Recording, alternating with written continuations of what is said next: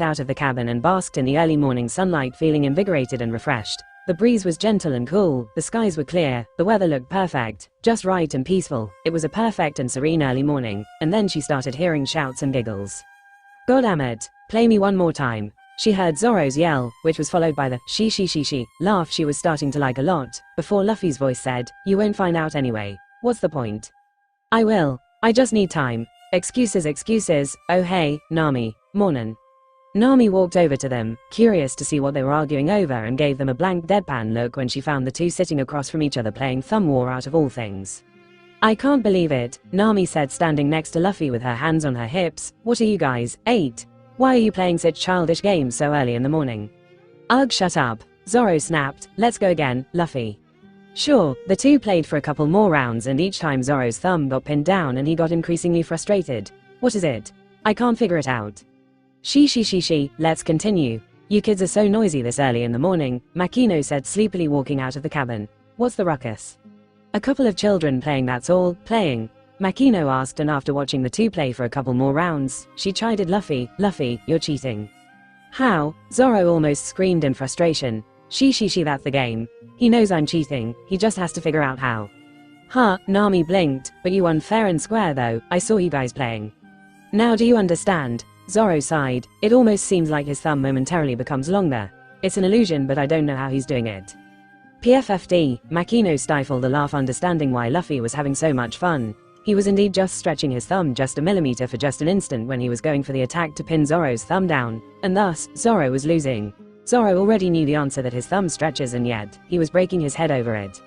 Zoro glared at the laughing Makino, realizing that she knew the secret and that he was missing something very obvious and basic, but he just couldn't figure out what. And neither could Nami, as she just tilted her head thinking hard about it.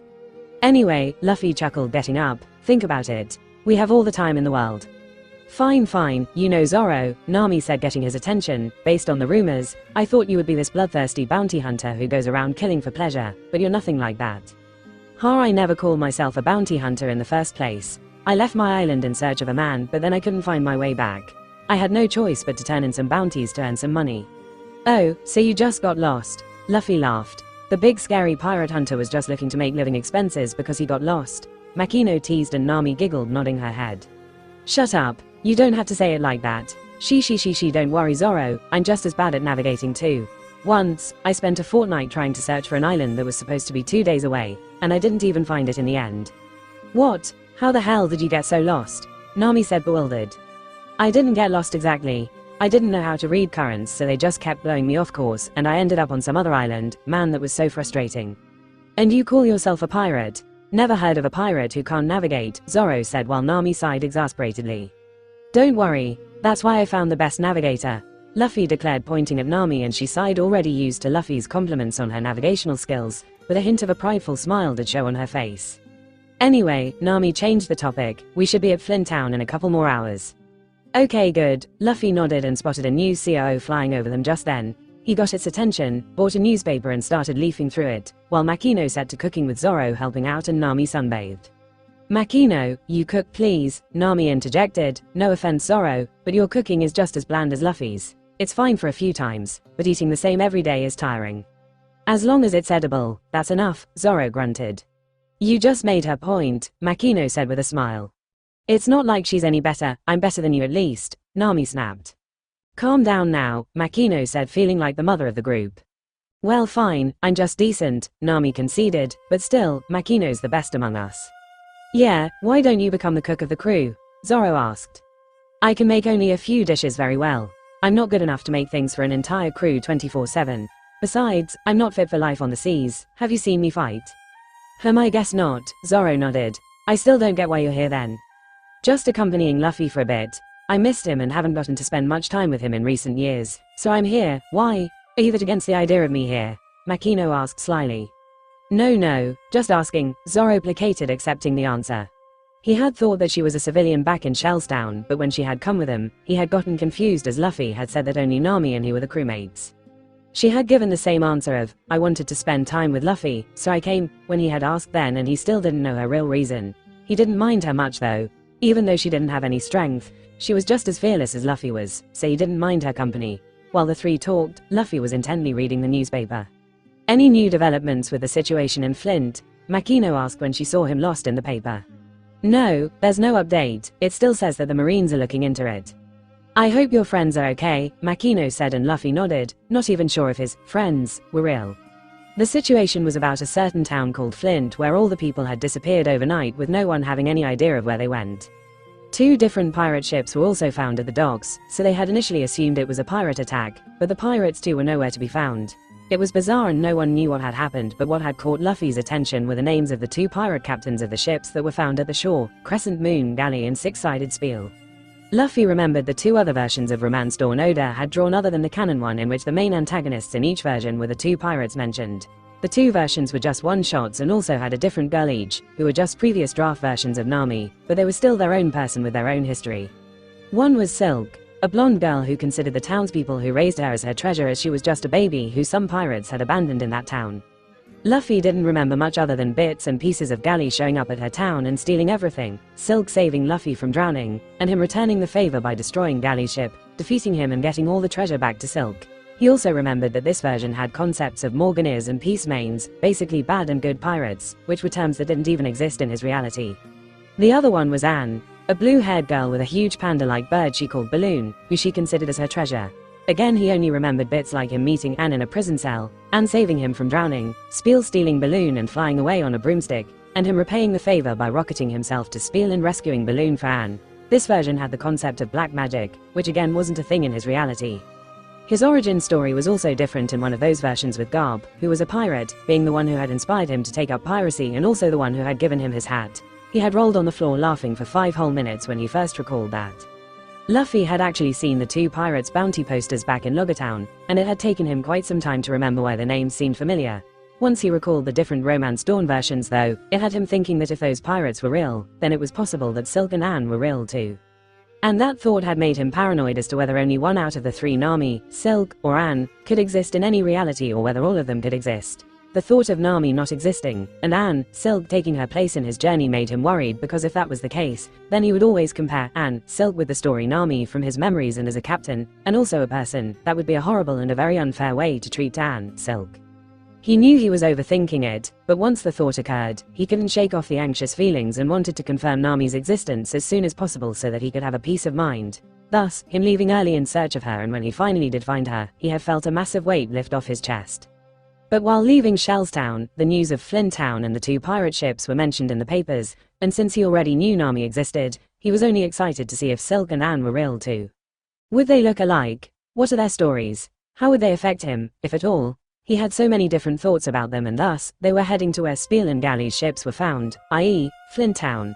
It also didn't seem like the events that had happened in the one-shots had happened in reality, as both pirates were found together and also disappeared along with the townspeople. Was Silk and Anne somehow present in that town and disappeared too? He had to know. And thus, he had told Nami to set a course for Flint Town. That was 4 days ago, and they were currently just a couple of hours away from said island. Come on, Fate, give me a great adventure I know nothing about. Oh, a couple of hours later, they finally spotted the island where Flint Town was situated, and also the expected 2 pirate ships, but there were also 3 marine ships and a multitude of smaller ships and boats populating the shores of the island. Looks like they've put up a blockade, Luffy sighed when he saw that the Marines were patrolling the border of the town on foot, not allowing anyone in. They could dock at the island, but the closest anyone could get to the actual town was just the borders where supplies were being sold. Guess many are here to see what happened, Zoro commented, seeing that the people on the multiple boats were just gossiping. So what now? I don't think they will listen if we say we knew someone on the island. There's already a long line of such people over there, Makino said, pointing to a group of people who were gathered just outside the patrol area and were crying their eyes out. I'll just sneak in and see what the situation is, Luffy announced just as they docked. I'll go check out the pirate ships then, Nami said, eyeing the 2 ships. They might have left some treasure. Makino decided to go with Luffy while Nami coerced Zoro into going with her, and the 2 teams split up. So how do we sneak in? Makino asked as she and Luffy stood behind the people who were begging for any information from the Marines about the townspeople's whereabouts. Don't worry about that, Luffy grinned, grabbing her hand and leading her behind a tree. He then scooped her up in a princess carry, and without giving her a chance to think, used Zoro to just run past the patrol. He made it to the inside of the town and stopped behind a building to observe what was happening. I still get dizzy when you do that, Makino mumbled as she leaned on him for support while Luffy peeked from behind the building. I've only seen your grandpa be able to do things like this. Yeah, it's used by high-level Marines actually. Stupid Gramps could have taught it to me when I was young, he grumbled before sighing and talking about the town. Don't see any blood anywhere, so they weren't killed at least. Looks like it, Makino also commented, seeing the town. So how exactly do we find out if your friends were here or not? I'm not sure, let's look around more, Luffy said and grinned, ready for another round. I'll be going faster. Yes, Makino sighed, tightening her hold on him. Luffy kept using Soru to explore the town while hiding from any patrolling marines, trying to see if anything would grab his attention until he saw a restaurant bar. His memories got jogged as he recalled that Silk worked at a restaurant too, and that's where his story counterpart met her. And sir, he made his way to the inside of the bar and finally stopped. Luffy, Makino whined as she got down from his arms and staggered on her feet, feeling nauseous. She take a minute, Luffy chuckled as he made her sit on a chair before he started looking around. It was a fairly normal restaurant bar and he didn't find anything that would indicate Silk was there, that is until he saw the pictures hung up on the wall. I can't believe I forgot to ask, but who is this friend of yours anyway? Makino asked, feeling better and coming up to him, just in time for him to spot a blonde woman who seemed familiar in one of the pictures. Her, Luffy cheered, finally knowing that Silk was, in fact, real, but then his eyes fell on the rest of her body and his eyes shined with fascination. Oh wow. She actually didn't look like Nami much, but she was a bit similar with a much more angular face, a much better physique fit for a nimble fighter, blonde waist-length hair that was tied up in a ponytail, and most importantly of all, the fact that had him really excited, was that she had a metallic left arm. Metal arm Nami, or Silk in this case. I guess the early concept art of Nami by Oda had her having a metallic left arm while wielding a huge oversized axe, and it looked like Silk was the one who had the metallic arm in this reality. Who is she? It's complicated to explain, but she's a friend I guess, her name is Silk. I see, so what now? Your friend is in many of these pictures, so guess she lived in this town. Yeah, now we gotta find out what happened to the people in this town. Makino observed the pictures with a pondering look on her face before saying, let's go upstairs. Judging by the photos, I think she lived in this restaurant itself. Yeah, maybe. The two then made their way up the stairs and reached the first floor, which had a small corridor leading up to two rooms. They went through the first room and found it was the room of a middle-aged man, who was most probably the restaurant owner. The second room, however, had Luffy oohing and ahhing in excitement as he felt like he had entered a steampunk workshop. It was a room filled with all sorts of tools and equipment used for blacksmithing, except for a furnace. The floor was littered with gears, screws and all sorts of materials, while the walls were adorned with all sorts of weapons like swords, crossbows, axes, flails, and so on. The scent of oil was heavy in the air, and in one corner of the room, there was a workbench on which sat a metallic arm. He excitedly went to examine it and found it to be quite lightweight, and even though some parts were rusty, it was an intricate creation with all sorts of gears and mechanisms which he didn't understand. He soon found a retractable blade on its side, and on its top was a hollow rectangular cavity which just seemed like a hole. He observed the weapons hanging on the wall and noticed a block piece of metal sticking out of the handles of all the weapons and understood. He picked up a crossbow and slotted the block-shaped piece of metal sticking out of the handle into the block-shaped hole in the firearm, and it clicked in place. So, she can switch between weapons. Whoa, Luffy breathed in awe. Looks like she's quite the innovator. I want her. Luffy instantly made up his mind to make her join his crew. But then again, the townspeople were her treasure, so would she even leave them? Well, I don't know much about this reality's Silk. Let's just find her and ask. Why you want her? Makino asked, bewildered. Luffy gave her an amused smile. You know what I meant. Well, with the way you keep flirting with girls, I actually don't. She take it up with Leo. It's his influence and I can't help it. Oh, don't worry, I will, she said calmly, but she had long since vowed that if there was such a thing as an afterlife, she would find Leo and torture him until he begged for mercy for corrupting her poor, innocent Luffy. She was the second person after Reiju to make the same vow, and they were just the start. Well, anyway, we need to first find out what the Marines know to get a grasp of what happened here. And how will we do that? I think that's their temporary base, so I'll just sneak in, Luffy said as he looked out the window. A bit further away in a big building, multiple Marines were going in and out while some guarded the place, so it seemed like they were using that as a temporary base. He was planning to just soar in and find out what all he could, but he spotted a couple of familiar faces and his eyes lit up. Smokey and Tasha here. You don't even have to point out who Smokey is. Makino giggled when she looked outside and spotted the Marine with 2 cigars in his mouth. Who are they? Marines I met back in Loggertown. I think I'll just go and ask them. Really? Won't they be surprised if we suddenly pop out? It'll be fine. They're good, Ma. He stopped when something else caught his eyes. Just at the entrance of the temporary Marine base was a huge cage where a huge bird was locked up. The bird was white with black wings, an elongated yellow beak, and had black coloring around its eyes that made it look like a panda. Balloon, Luffy whisper yelled. What? That huge caged bird. Its name is Balloon. That means Anne was here too. Anne, another friend. Looks like Anne and Silk were both here. And the bird is Anne's friend. Yeah, but why have they caged Balloon? And it looks sad and dazed. It looks hurt too. Luffy only then noticed that one of its wings had streaks of red. Think it saw what happened here. Maybe it got hurt while trying to protect Anne from whatever made the town disappear. Luffy sighed. We won't get anywhere with just speculation. Let's go ask Balloon. Okay, let's hope Smokey is feeling friendly today. Nah, he's always grumpy, Luffy chuckled. Joy, the two descended downstairs and walked outside the bar without any warning. A couple of Marines spotted them as they walked out and shouted, "Intruders," while leveling their rifles at them. That alerted the rest of the Marines around, and soon, multiple rifles were leveled at them. Luffy made sure Makino was fully behind him and also stood close to her in case any of them fired at her. "We're friendly," Makino yelled, starting a dialogue. "How did you get in?" "We snuck in, duh," Luffy deadpanned. "Luffy, don't be rude. Straw Hat," a gruff-sounding voice said from towards their base. Smoker had also heard the shouts of "intruder" and was now standing just outside the entrance, along with Tashigi. "Hey, Smokey. Nice to see ya again. You too, Tash." "What are you doing here?" Tashigi asked, bewildered. "Had a couple of friends who were in this town and they've disappeared too. You guys weren't letting us come in, so we snuck in." Smoker sighed. "Leave this to the Marines, kid. Go home." "Not until I can talk to Balloon. Balloon, that panda bird you've caged up," Luffy said, pointing at the poor bird. "It's the partner of one of my friends who disappeared. Let me talk to it and then we'll leave." Smoker saw the bird and alternated his gaze between Luffy and the bird, unable to decide whether to let him talk to it or not. "Hey, I'm the captain here." Another Marine popped up from inside the base before he could make up his mind and looked challengingly at Smoker. He then turned to Luffy and Makino while looking extremely annoyed. "I'd have you two imprisoned for trespassing in an investigation zone, but you know this stupid bird. It has been a real menace to us ever since we came here. It hurt a few of my men too. How will you compensate me for that?" "I don't think civilians are expected to pay for stuff like that," Makino said, calmly observing the clearly corrupt Marine captain. "If you get hurt on the job, then go ask your superiors for compensation." Not expecting her to talk back, the Marine captain glared at Makino threateningly. "How dare you raise your voice against a Marine captain? Men, arrest this woman on charges of assault." Luffy stepped up, cracking his knuckles, not saying anything.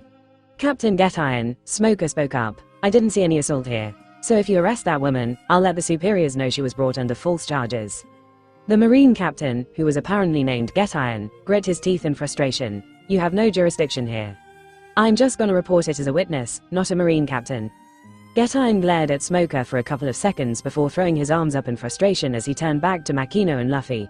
"Take the damn bird and get lost." "Sure," Makino said with a sweet smile. Luffy chuckled, knowing he would be out of a job by next week, as Makino would definitely call Sengoku and insist he does something about him. Luffy then walked up to the base along with Makino, uncaring of all the other Marines who had since lowered their rifles. He stood in front of the cage and studied the bird carefully. Balloon perked up slightly but seemed to be in a daze for some reason. "Seems to be drugged," Makino commented before turning to one of the nearby Marines. "What did you give it?" Another person in a doctor's coat who was standing nearby spoke up. "Just normal tranquilizers. It was making too much noise, so we had no choice." "Can you bring it out of its daze?" "Sure, but it'll be loud," the doctor said as he came up and started preparing an injection shot. Meanwhile, Luffy looked at Smoker and Tashigi still standing by the door observing him. "What have you guys found?" "As I said, leave it to the Marines. Kid, my friends might be in trouble. Please." "No, fine," Luffy grumbled, pouting slightly. "What are you guys doing this far from Loggertown anyway?" "We were responding to a distress call by a pirate-attacked cruise ship and were on our way back with the captured pirates when we heard of this place," Tashigi explained. "Thought we would check it out since we were close by and help if needed since a lot of people went missing." "Ah, okay." He wanted to tease Smoker with something, but the doctor had prepared the shot by then and injected Balloon. The bird seemed to slowly regain its consciousness as it blinked repeatedly, but when it saw that it was in a cage in the middle of unfamiliar faces, it come out of its daze, started screeching and banging on the cage with its uninjured wing and beak, jerking it violently. "See what we meant by noisy?" the doctor said, covering his ears. "I'll kill that damn bird if it doesn't shut up or is out of this building in the next 5 minutes. Get Iron screamed from somewhere inside the building. "Balloon," Luffy yelled, trying to placate it by placing his hand on its beak. "Balloon, I'm a friend of Anne." Balloon bit his hand harshly and Luffy kept repeating the same words a couple more times before it finally heard him and stopped, observing Luffy carefully. "It's okay," Luffy reassured, petting it gently with his other hand. "I'm Anne's friend. I'll get you out of here, don't worry." Balloon slowly opened its beak, letting his hand go, and pitifully licked his hand as it nodded. "Good. Do you know what happened here? Was Anne here?" Balloon nodded vigorously and started squawking continuously while moving its beak. "Gwa, gwa.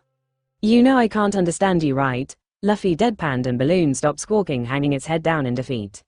Shishi, it's okay, we'll communicate another way. Let's get you out of there first, Luffy said and looked at the marine with the key to the cage. It's calm now, open it. Balloon, don't make a scene, he added the last part towards Balloon and it nodded. Wait, Smoker suddenly piped up. If that bird knows what happened, then we can't let it go. Makino glared at him. Really? We didn't know it was a witness, Smoker calmly said, but felt an inexplicable trace of fear when Makino glared at him. Mom. We're sorry, Mom, Tashigi placated, but we are trying to find out what happened here too. It would help us if the bird could give us any information that would help us track down the missing villagers. Makino looked at the pleading look on Tashigi's face and sighed, calming down. It's okay, Makino. Unlike the other bastard, these two are good marines. We can trust them, Luffy said, directly looking at Smoker, and his eyes twitched in annoyance. Yeah, okay, Makino relented. The cage was soon opened and Balloon stepped out, immediately sticking to Luffy's side while cautiously observing the rest. It snapped its beak a couple of times, making a loud snap sound at some of the marines, who stepped back in fear. Luffy ruffled its feathers, trying to calm it down, and noticed the badly wounded wing. You can't fly. Balloon shook its head sadly at that. So you tried to get the marines help by trying to tell them what happened, but they didn't listen and then you got angry, so started attacking. Balloon nodded, glaring at the nearby marines, who took another step back in fear as they averted their eyes. It's fine now, Luffy placated. More importantly, we need to track down Anne, so we need you to tell us what happened. Can you write? Balloon shook its head. Luffy paused for a second and looked at Smoker. Can you tell us what you found out so that we can ask the right questions? If not, we'll be playing the toughest game of charades ever. Smoker wanted to tell him to get lost and get the information from the bird themselves, but seeing how the bird stuck to Luffy's side, he knew they wouldn't be able to do it. Besides, it was his fellow marines' fault who had abused the bird, so he knew he didn't have a choice. Fine, he grumbled before telling them to follow him to another room. 5 minutes later, Luffy, Makino and Balloon were standing around a round table, along with Smoker, Tashigi and a few other marines. Getain was also in the corner but didn't acknowledge anyone. There was a map of the island on the table and all its surrounding islands with various paths marked. Smoker started without wasting much time. Slavers. Makino and Luffy weren't shocked as they kinda expected it, so didn't react much except with a brief nod. Smoker thought Luffy would at least flinch or show some reaction as he had been enslaved himself, but he just stared at him, asking him to continue, and so he did. There were signs of a struggle in various places, but no large amounts of blood, so safe to assume they were all captured alive. Drag marks indicate that the people were dragged towards the shore where there was another ship besides the two pirate ships. How do the pirates tie into this? Makino asked. That's what's confusing us, Tashigi continued. We thought first that the pirates were the ones who tried to capture the people, but as you know, they all disappeared too. We think there was a third pirate group which betrayed the two and enslaved him too. Wait, is this island affiliated with the world government? Yes, why is that relevant? Smoker asked. Okay, doesn't seem like Tequila Wolf then, Luffy concluded and answered him. You're not ready to hear the answer to that, Smokey. Smoker's eyes twitched in irritation, but Luffy moved on and addressed Balloon. Was there another pirate group here? It shook his head. Any other group of people? Nod. Luffy thought about the one shot where Ann and Balloon had been captured by Spiel on his boat and wondered if it had happened, so he asked it. What were you and Ann doing here anyway? Were you captured by Spiel? Balloon nodded vigorously. So Spiel came independently to this island. Nod. Was the other pirate group already here? Nod. They fought. Shake. They joined hands. Shake. Luffy thought for a moment. They tried to steal you and as a result, you and Ann were able to escape. Nod. Nod. Why would they try to steal that damn bird? Getain piped up suddenly. Not sure actually, Luffy answered, not remembering the reason from the one shot before continuing. Then the third group showed up while you were trying to escape. It nodded and pointed outside the window to where the restaurant was. The restaurant? Luffy asked, surprised. You took refuge there? Nod. Did you meet Silk? Enthusiastic surprise nod. Who's that? Smoker asked. A friend who lived at that restaurant. Ooh, so the two lookalikes met. I see, okay, so Silk helped you take refuge while the two pirate groups ran around the village trying to find you guys. Tashigi continued. Nod. The villagers panicked and all hid inside their homes. Nod. The third group of people showed up and started attacking then. Shake. It then slumped down and acted as if it fainted, and quickly got up again. You fell asleep. Luffy picked up again. Shake. It made a circle over the whole village. The whole village fell asleep. Nod. Then it patted itself and opened its eyes wide. Everyone except you fell asleep. Nod. Sleeping gas over the entire town, but it didn't affect you, Smoker suggested. Nod. Nod. We would have found any residue in the air if that was true, Tashigi said before turning to one of the marines wearing a lab coat. I didn't see anything about it in the report. You didn't find any, did you? No, we haven't tested the air, yet. Smoker, Tashigi, Luffy and Makino's sweat dropped. All the people in a whole town were kidnapped without much bloodshed, so that should have been the first conclusion that they should have made and tested the air. Get Iron coughed into his hand. We just found out it was slavers this morning, so we didn't have much time. Besides, we have our hands full with all those annoying people crying at the shore. Hearing that only made Makino's resolution to make sure Get Iron was stripped of his title stronger. Luffy moved on, turning back to Balloon. So you tried to fight him off when they tried to kidnap Anne, Silk and everyone else? Nod. Did you see their faces? Shake. Gas masks. Nod. Distinct mark. Nod. We'll get to that later. Did you see where they went? Nod. It then pointed to the shore. Another ship was there. Nod. Pirate flag. Marine flag. Shrug. Marine flag. Tashigi said, confused, but Luffy didn't acknowledge it and moved on. Any idea where they went? Nod. It then pointed at itself, made an eating gesture and then flexed. It repeated the action again and Luffy tilted his head in confusion. It then took a fruit from a nearby table, ate it and then flexed. Ate something and become powerful, Tashigi suggested, unsure. Devil fruit. Luffy realized, you ate one. Nod. The bird is a devil fruit user. Get Iron piped up excitedly, but everyone ignored him. Balloon then patted itself and made flapping action with just one wing and then looked all around. Are you trying to tell me what your devil fruit ability is? Nod. Can it help us track down Anne and Silk? Enthusiastic nod. Great. It repeated its action of flapping with one wing and looking all around. Luffy tilted his head thinking about it. Do you need to be able to fly to track them down? Shake. You can point where they are. Nod. Something like a track fruit. Shrug. Bottom line, you can act like a compass pointing to where Anne is. Enthusiastic nod. Great. Luffy cheered. Point the way then. Gua. It cheered happily, finally being able to get its point across, and pointed in the southeastern direction. That was quicker than I thought. Good job, Luffy, Makino praised. Yes, thank you, Straw Hat, Smoker also added. We should mobilize and go in that direction as soon as possible. Yes, Get Iron said, standing up. The reinforcements should be here in around 4 days. We'll set out as soon as they come. The only 4 sane people there, Luffy, Makino, Smoker and Tashigi, plus Balloon, snapped their necks at him simultaneously. Are you serious? Makino yelled. It's already been 4 days and you want to wait for 4 more? Any trail might have gone cold by then. GWAHH, stay out of marine business, woman, Captain, she has a point. Tashigi also piped up. We can't wait for that long. Get Iron scoffed. This isn't some small slaver group we're dealing with. They kidnapped an entire town, so they might be a big group. We need more people. I'm not risking my life for him. My men's lives on this. We aren't waiting. We're going right now to find them, Luffy stated. Sure, get lost. But the bird stays, of course. I don't know why 2 pirate groups were fighting over it, so we need to first check why before releasing it. Not because it'll help us track down the missing townspeople, Tashigi asked, bewildered. Of course, that too. Oh please, you just think it's valuable because it ate a devil fruit and want to make a profit by selling it yourself, Makino scoffed. That made Get Iron flinch slightly and he glared at Makino dangerously while bringing his rifle up, leveling it at her. How dare you accuse a marine of such pettiness? Nope, Luffy just stepped in front of Makino. Stop, Smoker yelled, bringing the quickly deteriorating situation to a standstill. He first turned to Get Iron and said, you're pointing a rifle at a civilian. Stand down, but Get Iron refused to do so. Smoker then turned to Luffy. We can't let the bird go. We need it to point us in the direction of the people. If you guys agree to leave in the next hour, then sure, I don't mind. But waiting for 4 days, during which they might be sold off, tortured or killed, not happening. Smoker grit his teeth in frustration, knowing he was right. He turned back to Get Iron, who was still glaring at Makino. The boy is right. We need to start the search as quickly as possible. Captain Smoker, I've been lenient enough till now, but you're crossing the line. This is my area and I'm in charge here. You have no jurisdiction here, so you don't get to make decisions. I say we wait for 4 days for reinforcements, so we wait for 4 days. That's final. If you don't want to stick around, then kindly leave. I didn't ask for your presence here either way. Smoker glared back at him and Tashigi looked ready to blow a fuse, staring at Get Iron as she gripped her Shiga tightly. There was silence as tensions rose in the room. Let's just leave, Luffy, Makino said, breaking the silence. And what makes you think we'll let you do that? Get Iron scoffed. Makino put her arms around Luffy's neck as he grabbed her by the waist with one hand and grabbed Balloon with the other.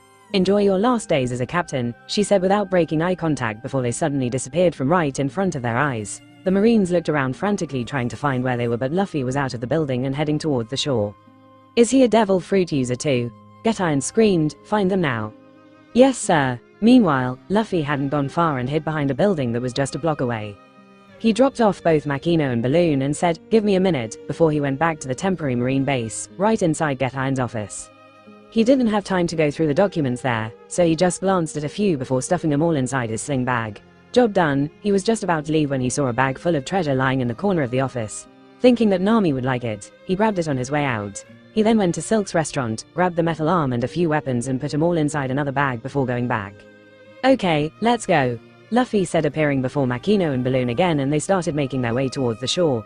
But he suddenly spotted Zoro and Nami coming towards their direction while taking cover behind buildings, so popped up next to them while carrying two bags, Makino and Balloon, making them flinch in surprise. "Hey guys, what's up? Will you stop always doing that?" Nami snapped, snappy as always.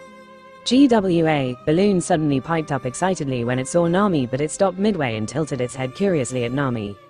"Ooh, did it think she was Anne? She guess Anne looks like Nami at least. It's gonna be fun when they meet." "I found them. They're here," a voice yelled from behind them before anything could be said further, and the four, plus Balloon, turned to see Marines quickly mobilizing behind them. Luffy, Zoro smirked as they all started running away with Makino and Balloon in Luffy's arms. "You weren't kidding when you said that she always shouts and gives away our position when we're trying to be stealthy, huh?" "It's his damn fault," Nami snapped. Another shot. Luffy, Zoro and Makino cheered in unison. "Shut it," Nami smacked the swordsman. Moving on, Zoro said, sending an irritated glare at the navigator. "What's with the bird?" "I'll explain later. We need to run away first." "No, wait," Nami interjected. "I think the Marines took the treasure from the pirate ships. We can go CH." "Here ya go." Luffy grinned as he handed her the bag of treasure, and she just blinked looking at the treasure before her face bloomed into a huge smile as she looked back up at Luffy. "You're forgiven for always scaring me." "Thanks," Luffy chuckled as they ran, but he noticed Zoro was somehow suddenly running perpendicular to them. "Zoro, this way." "Oh," Zoro stopped before changing direction and coming back to them while Luffy chuckled, seeing his legendary sense of direction in action. They soon made it to the shore, jumped into the boat, and Nami quickly unfurled the sails while Luffy and Zoro grabbed the oars and started paddling away. Just as they got far enough, Smoker and Tashigi showed up at the shore, having figured out that the two would leave the island now that they had Balloon. "Straw Hat, stop," Smokey yelled. "Oh, hey Smokey," Luffy yelled back. "Sorry, but we can't do that. We've given you the general direction, so make do with that." And while grinning added, "Today's the day that you'll always remember as the day that you Almo." Unfortunately, he couldn't finish his epic escape line when he heard a loud thud right next to him and turned to see Zoro collapsed on his knees while he gawked in Smoker's direction as if he had seen a ghost. "K Kuina," he breathed. "OHHH, forgot about that." Luffy looked back at the shore and saw Tashigi standing right next to Smoker and didn't know what to do. Should he stop and let Zoro talk to her? They were far by then, but he still didn't mind going back. Zoro noticed Luffy looking at him quizzically and quickly composed himself as he sat back down inside the boat. "Do you want us to stop?" "No need, just my eyes playing tricks on me, that's all," he grunted and turned his gaze away from the island. Luffy thought for a moment but shrugged, accepting his answer as those two would meet in Loggertown either way, and started rowing again. Meanwhile, Smoker wanted to just use his powers to drag them back, but what would he do after? Get Iron was right in saying that he had no jurisdiction, and the best he could do was let his superiors know about it and hope they would send someone else to take over the case. "Sir, are we letting them go?" Tashigi asked, agitated. "Do you want to tell them to wait for 4 days doing nothing when their friends might be in danger?" "No, but we can't let them just go. They might put themselves in danger." "Oh, don't worry. Something tells me that the Straw Hat can take care of himself, and that green-haired woman was," he was about to say scary but held himself back.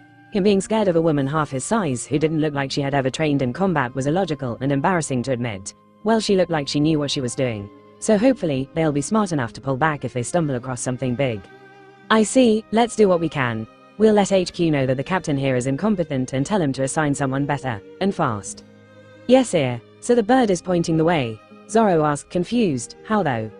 "I know birds have a sort of internal compass, but that's for places, not people," Nami added. "So how exactly is it pointing to your friend?" "Gua, some kind of track fruit, I guess," Luffy answered, not sure which one exactly. "What? Track fruit? What does that mean?" "He's talking about devil fruits," Makino answered while she bandaged Balloon's injured wing. "Balloon has eaten one." "Devil fruits," Nami gawked. "That myth is real." "Really?" Zoro asked, surprised too. "And animals can eat it too?" "Yep, to all questions just now. You're kidding, right?" Nami said, looking at Balloon skeptically. "I've heard some horror stories of devil fruits transforming people into, well, devils. Thought they were scary stories parents tell their children." Yeah, same here, Zoro chimed in. Heard it gives supernatural abilities and turns people into hideous monsters. They were baseless stories until today. Ooh, Makino piped up excitedly. Is it time for Professor Luffy to make an appearance? You know it. Luffy smirked as he stood at the bow of the boat and adjusted his imaginary glasses, making Zoro and Nami sweat drop, but they went along with it in favor of learning whatever he had to say. Okay, listen carefully kids. There are 3 main types of devil fruits. Luffy began explaining the 3 types and how powerful each one was, by the end of which, Zoro and Nami were even more skeptical. This all sounds too far-fetched. You're just making stuff up, aren't you? Nami said with a peeved expression. Zoro didn't say anything, but judging by his expression, he was of the same opinion too. Professor Luffy, Makino raised her hand and Luffy nodded saying, yes, my most prized pupil, making the other 2 in Balloon give them a deadpan look. Why don't you show them your powers? Nah, I decided not to use my powers until we get to the entrance of Grand Line. I see, wait a minute, you've eaten one too, Nami exclaimed before her eyes widened in realization, your super speed, that's because of a devil fruit. That explains it. Zoro nodded concluding the same thing too, but you also stop bullets, can you get 2 abilities if you eat 2 fruits? They had of course asked him about how he could do the stuff he did and instead of giving him a straight answer and overwhelming them with information about Rokuseki and Haki this soon in the journey, he had chosen to let them figure it out themselves. He was going to tell them soon though. No, Luffy denied their guesses, super speed. That's a cooler way of putting it, but even you can do it with enough training. And people can't eat more than 1 devil fruit. You'll explode. And I mean, explode, in quite the literal sense, at least that's what I've heard. Wah, it has to be. No one can just run that fast. I'm living proof that one can, that's probably a devil fruit power. Shishi, my devil fruit power is much cooler. Which is what exactly? Let's play a guessing game. I won't use it until we reach the entrance of the Grand Line, so you have time to guess until then. You and your stupid games, Nami sighed, it's gotta be super speed. You're just lying, or devil fruits are not real and you're just messing with us. The banter went on for a few minutes with Makino watching Luffy and wondering why he liked to make so many silly conversations with the other 2. It wasn't just for this, but he would bring up so many random topics and discuss them while making lots of silly and pointless conversations. He was the same before and when he was alone with her too, but with Nami and Zoro, it was just a bit too excessive. She added this question in a growing list of queries she wanted to ask him about but had no idea how to broach the subject. Okay, you'll just have to see it to believe it. I'm sure we'll run into another user soon enough, so you'll see then. Luffy concluded and they sighed in acceptance. He wanted to have some fun playing pranks on him with his powers, so he didn't want to reveal it just yet. Oh, a few hours passed with Nami guiding them to where Balloon was pointing when Zoro suddenly perked up. Looks like our follower finally got impatient. Yeah, looks like it, Luffy said as both men turned their gazes to where a lone boat was following them from a distance. We're being followed? Nami asked surprised. Yeah, ever since we left the island. They've kept just out of range most of the time, but I've spotted them a few times. Looks like a small dinghy with just 1 person on it, Makino said looking through a pair of binoculars. You think it's the get-iron bastard? Nah, he wouldn't come alone. Slow the boat down, Nami. Let's see who it is. Okay, a few minutes later, the boat came closer and they could finally see the occupant on board. The person was wearing a full-body blue cloak which even hid their face with a hood, so they had no idea who it was, but the person was looking right at them. Luffy waved at them hoping to start a dialogue, hey there. The person chose that moment to suddenly jump towards them and with an outstretched leg brought it down on their boat. Luffy intercepted with his own leg and the 2 clashed. Luffy was surprised when he actually got pushed back, but it was just momentary as he wasn't expecting the person to be staring, so hadn't put much into the attack. When he used more of his strength to push back, the person also seemed to get surprised and used his leg as a jumping pad to jump back into their own boat. Whoever it is, they're strong. Luffy became excited at the prospect of meeting someone strong and his face betrayed his joy as it split into a grin. The person landed back in their own boat, also seemingly surprised at the strength as they flexed their leg. Luffy jumped off his boat as he didn't want the others to get caught in between if they fought there and took the battle to the other boat. As he landed, the cloaked person stared at him in wariness. I don't know why you're attacking, but you're strong, Luffy said, cracking his fingers with a grin. The person chose that moment to remove their cloak and revealed themselves to be a woman in her early 20s with vibrant dark blue hair flowing down to her waist. She was wearing a simple white shirt and knee-length pants, and on her ears hung helix-shaped earrings that swayed gently in the wind. Her eyes were the same vibrant blue as her hair, and currently, they were furiously glaring at him. Luffy had absolutely no idea who she was, but her face seemed familiar for so reason. He went through all the fillers and movies he could remember, but her face didn't ring any bells. She was strong though, so he was happy that a strong unknown person had popped up. Give me back my sister, the mystery woman hissed. Your sister? Luffy tilted his head puzzled. All his battle lust was on hold for now as he saw that she was furious at him. He first had to clear up whatever misunderstanding she had and then ask for a fight. Who's your sister? I have no idea who you're talking about or why you think I took your sis. Gwa, GWAAH, Balloon's happy squawking interrupted them. The two turned towards Balloon, stared for a second at its happy squawking and then looked back at each other. Balloon is your sister. I haven't taken her or anything, Luffy began. Don't play dumb with me. You kidnapped my sister. Where is she? Listen, you can have Balloon back. I didn't kidnap her. Not Balloon, you dimwit. Where's Anne? Luffy's eyes widened in realization as he studied her face and finally realized why it seemed familiar. Even though he couldn't tell right away, when he looked for similarities between the two, he could see a semblance of Nami's face in hers. Your Anne's sister. So you do know her, the woman hissed as she brought daggers out of seemingly nowhere and started attacking Luffy with impressive speed and accuracy. Luffy barely managed to dodge the attacks on the small boat where either couldn't move much, but he wasn't using his observation. Hey, stop. Let's talk, Luffy said as he kept dodging and deflecting her attacks, and the woman got increasingly frustrated. After a minute, she jumped back and put some distance between them while looking at Luffy warily. You're strong, who are you? Before he could answer, Balloon's loud squawks again interrupted them. Gwa, GWAAH, Luffy. I think the bird is saying not to fight, Makino yelled, and when the two looked towards it, Balloon was panicking while shaking its head and making an X with its wings. Luffy looked back at the woman who was also looking at Balloon curiously before she turned her gaze back to Luffy but was a bit calmer. Balloon says not to fight. Yeah, let's talk. We're friendly, the woman nodded slowly after taking a moment to consider and looking at Balloon once again. They waited until the two boats got closer, and once they were parallel, Balloon jumped into the woman's arms and nudged her lovingly while Luffy went back to his own boat and sat beside Zoro, puzzled at the new person who showed up. I'm assuming you didn't know Anne had a sister, Makino asked. Yeah, well, I kinda don't know Anne either, Luffy said, awkwardly rubbing the back of his head. He realized that apart from that one short 40-page story regarding Anne which he vaguely remembered, he had absolutely no idea about her life. Wait, what? Nami said, puzzled. Isn't the whole reason we came here because of your friend? It's complicated. Meanwhile, Balloon was trying to convey something to the woman with its wings and squawks, and the woman actually seemed to understand. Guess we owe you an apology for attacking you, she said after Balloon was finished. Nah, don't worry about it. Let's start over then. My name is Liz. I'm Anne's older sister. I'm Luffy. Nice to meet ya. The others also introduced themselves, and her gaze lingered on Nami for a bit. What? Nami asked. No, it's just, you dress just like my sister and kinda look like her too. Oh, anyway, she shook her head, getting back to the topic. Balloon tells me that you saved him. You can understand him. Kinda. Spent a lot of time with him, so can understand basic stuff at least. So, can you elaborate? We followed Anne's trail here and saw you running away with Balloon. So, we assumed you were one of the pirates who kidnapped her. You mean Spiel? Zoro asked. She snared at the name hatefully. Yes, he wiped out our whole village because he wanted Balloon. Balloon's head hung low and Liz ruffled his feathers, assuring him it wasn't his fault. So that's what happened, Makino said sadly. They then took turns and explained how they learned what happened at Flint Town. Liz sighed deeply, rubbing her face in frustration. First pirates and now slavers. What kind of shit luck do we have? What about the Marines? They then explained how Gettine was waiting for 4 days before acting, and thus, they had taken matters into their own hands. Stupid Marines. Can't depend on him when the time comes. Liz spat hatefully, but she soon shook her head, getting rid of such thoughts and focused on the important matter. So, Balloon can point towards Anne, so we should be able to track her down. Balloon nodded enthusiastically. Point towards her how? Nami asked, wanting to know if what Luffy said was true or not. Oh, he's eaten a devil fruit, Liz answered, and Nami gaped again. So it's true, you don't know devil fruits exist? She asked curiously. Just gave them the explanation of the different types, but I guess they won't believe it until they see one with their own eyes, Luffy answered, and Liz nodded in understanding.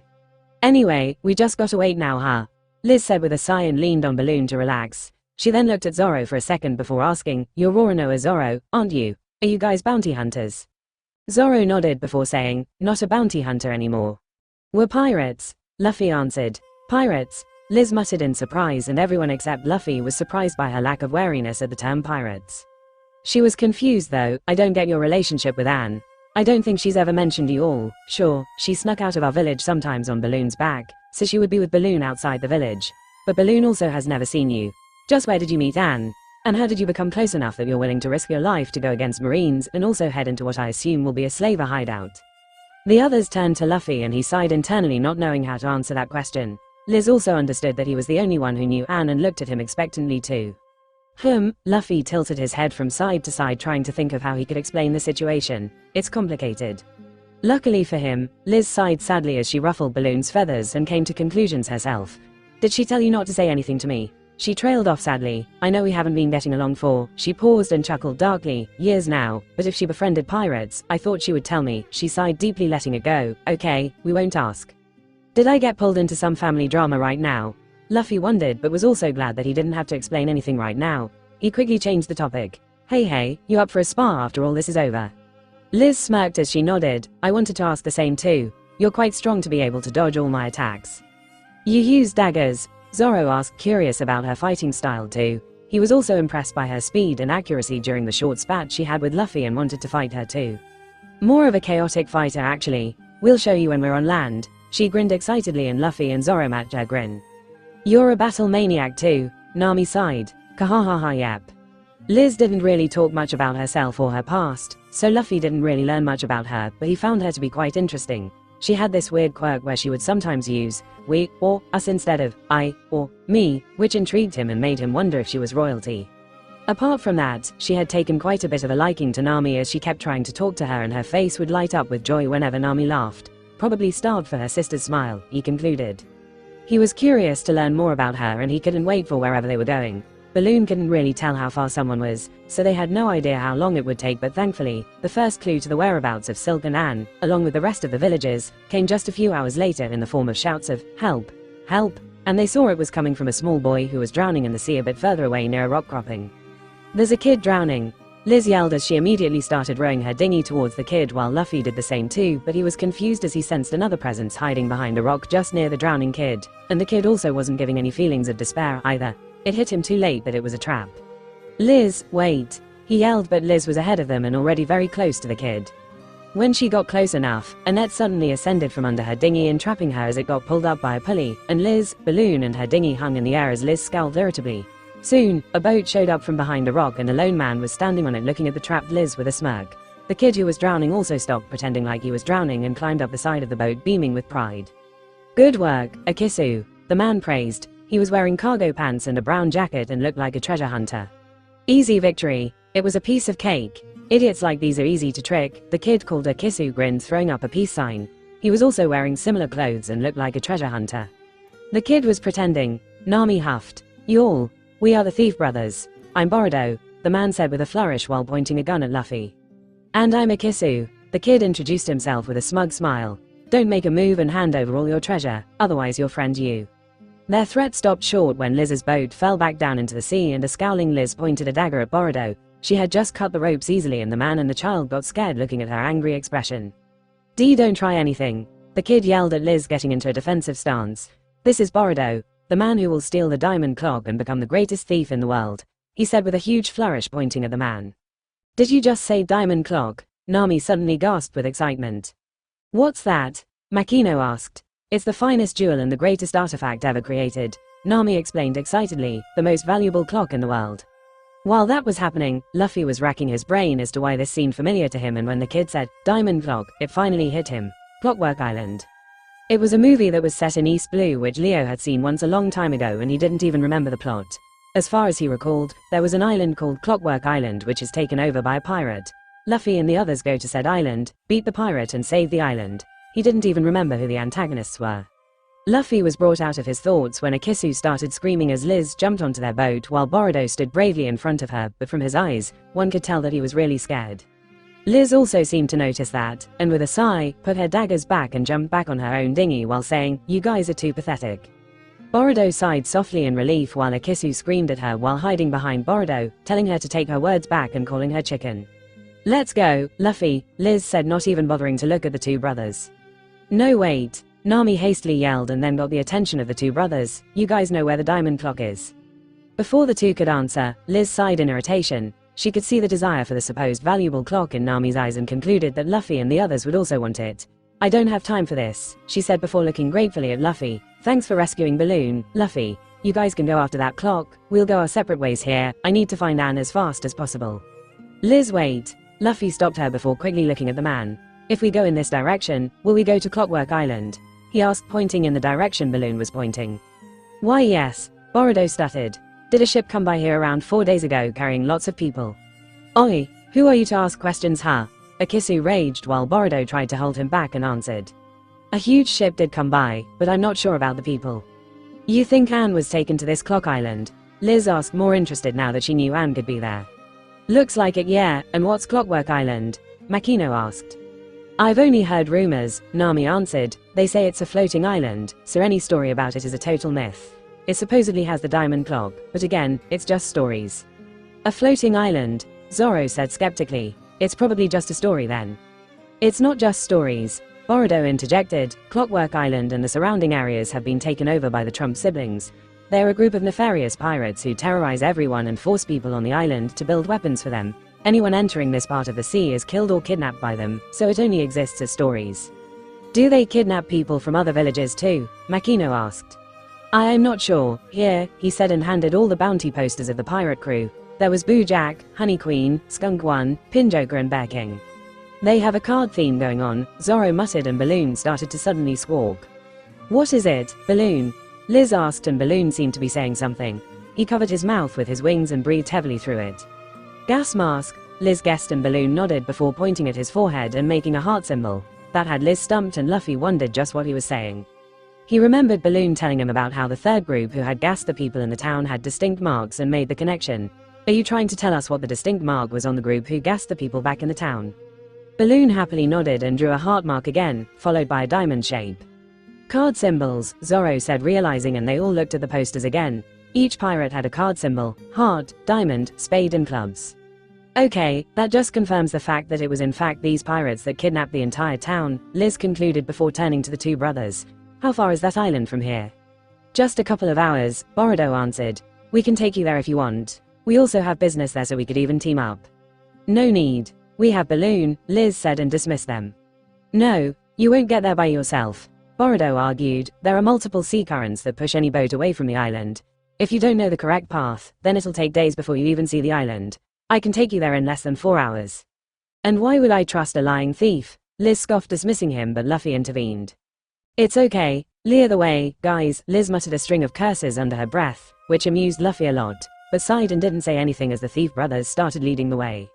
Okay, good. Get us there as fast as possible, Nami piped up excitedly. Yes, hey, don't order us around, Akisu yelled in protest but went ignored. I can't believe we found the whereabouts of Clockwork Island, Nami muttered to herself excitedly. I can get the diamond clock. That would be worth more than 100 million by itself. I can finally be free. Zoro rolled his eyes at the almost obsessive gleam in her eyes and went to sit next to Luffy and Makino, who were talking with Liz. At least it's good news, Luffy said, trying to appease Liz. Good news? Why? Zoro asked, confused. It's just some pirates who have kidnapped them, Liz answered, and it just looks like they use them as labor. Not slave traders or some world government organization, Makino continued, giving a sad look which didn't go unnoticed by Zoro and Liz. They made small conversations as they sailed, Nami being very excited and Liz staring at her happy excited face from time to time. Luffy observed it all as he analyzed her, something about her making him very interested in her. Just a couple of hours later, they suddenly saw 4 huge pirate ships show up on the horizon. It's the Trump siblings, Boruto yelled, terrified after noticing the Jolly Roger on the sails. It was the face of a teddy bear with the 4 card symbols around it. What's wrong with pirates in this region? This guy's got a card and bear theme. Buggy has a clown theme, Liz sighed exasperatedly, causing the others to splutter out a laugh. We met pirates with a bulldog theme recently, Makino added, amused. Oh, the strangest I met were themed after skunks, Zoro added with an amused smile. They used bad smells as a weapon. Liz, Makino and Luffy burst out laughing at that when Nami, Boruto and Akisu yelled at the 3. Hey, dumbasses, we need to get away from here, Nami yelled. Yes, do you not see the 4 ships? Akisu snapped. They have at least 50 pirates on each ship, Boruto added. We need to hide now. Liz and Luffy exchanged a look as if asking what the other one wanted to do and grinned in unison when they didn't even see a trace of fear in the other's eyes. It's okay, calm down, Luffy answered, causing Zoro to smirk with an approving nod, Makino to just smile, and the other 3 to panic more. What are you guys called? Liz asked, continuing the topic from before. Do we even have a name yet? Zoro asked, only theme realizing that they had no name or even a Jolly Roger. Luffy grinned wide as he pointed at his hat and declared, "We're the Straw Hat Pirates." Wait, what? Zoro said, confused. Nami also heard that and her panic got replaced by confusion. You're naming the crew after a hat? Yep. This is my most prized treasure, Luffy explained while also realizing that he hadn't told him about his hat yet. Wait, that hat? Nami asked quizzically, wondering if there was a treasure map hidden in it, but what Luffy said next made her realize that it was a sentimental treasure. I made a promise to the man who gave me this hat that I'll become the greatest pirate, the Pirate King, and then return it to him. Your dream is to become the Pirate King? Liz asked, surprised and also a hint of something Luffy couldn't understand yet. Yep, I see, she nodded while her face remained stoic and she looked like she was trying to hold something back. Physically hold something back, which didn't make sense to him, yet. Hey, we should be rowing away as fast as we can, Boruto yelled, getting frustrated at their lack of fear as the ships came closer. We'll hide and proceed when they leave. We can't take on 4 pirate ships. Nami also realized the danger they were in and sighed in exasperation as Luffy had again somehow made her forget the danger and made her let her guard down. It's fine, Makino placated the two brothers, don't worry. Meanwhile, Luffy kept liking Liz more and more. Hey Liz, what's your dream? He asked suddenly, causing Liz to look at him questioningly.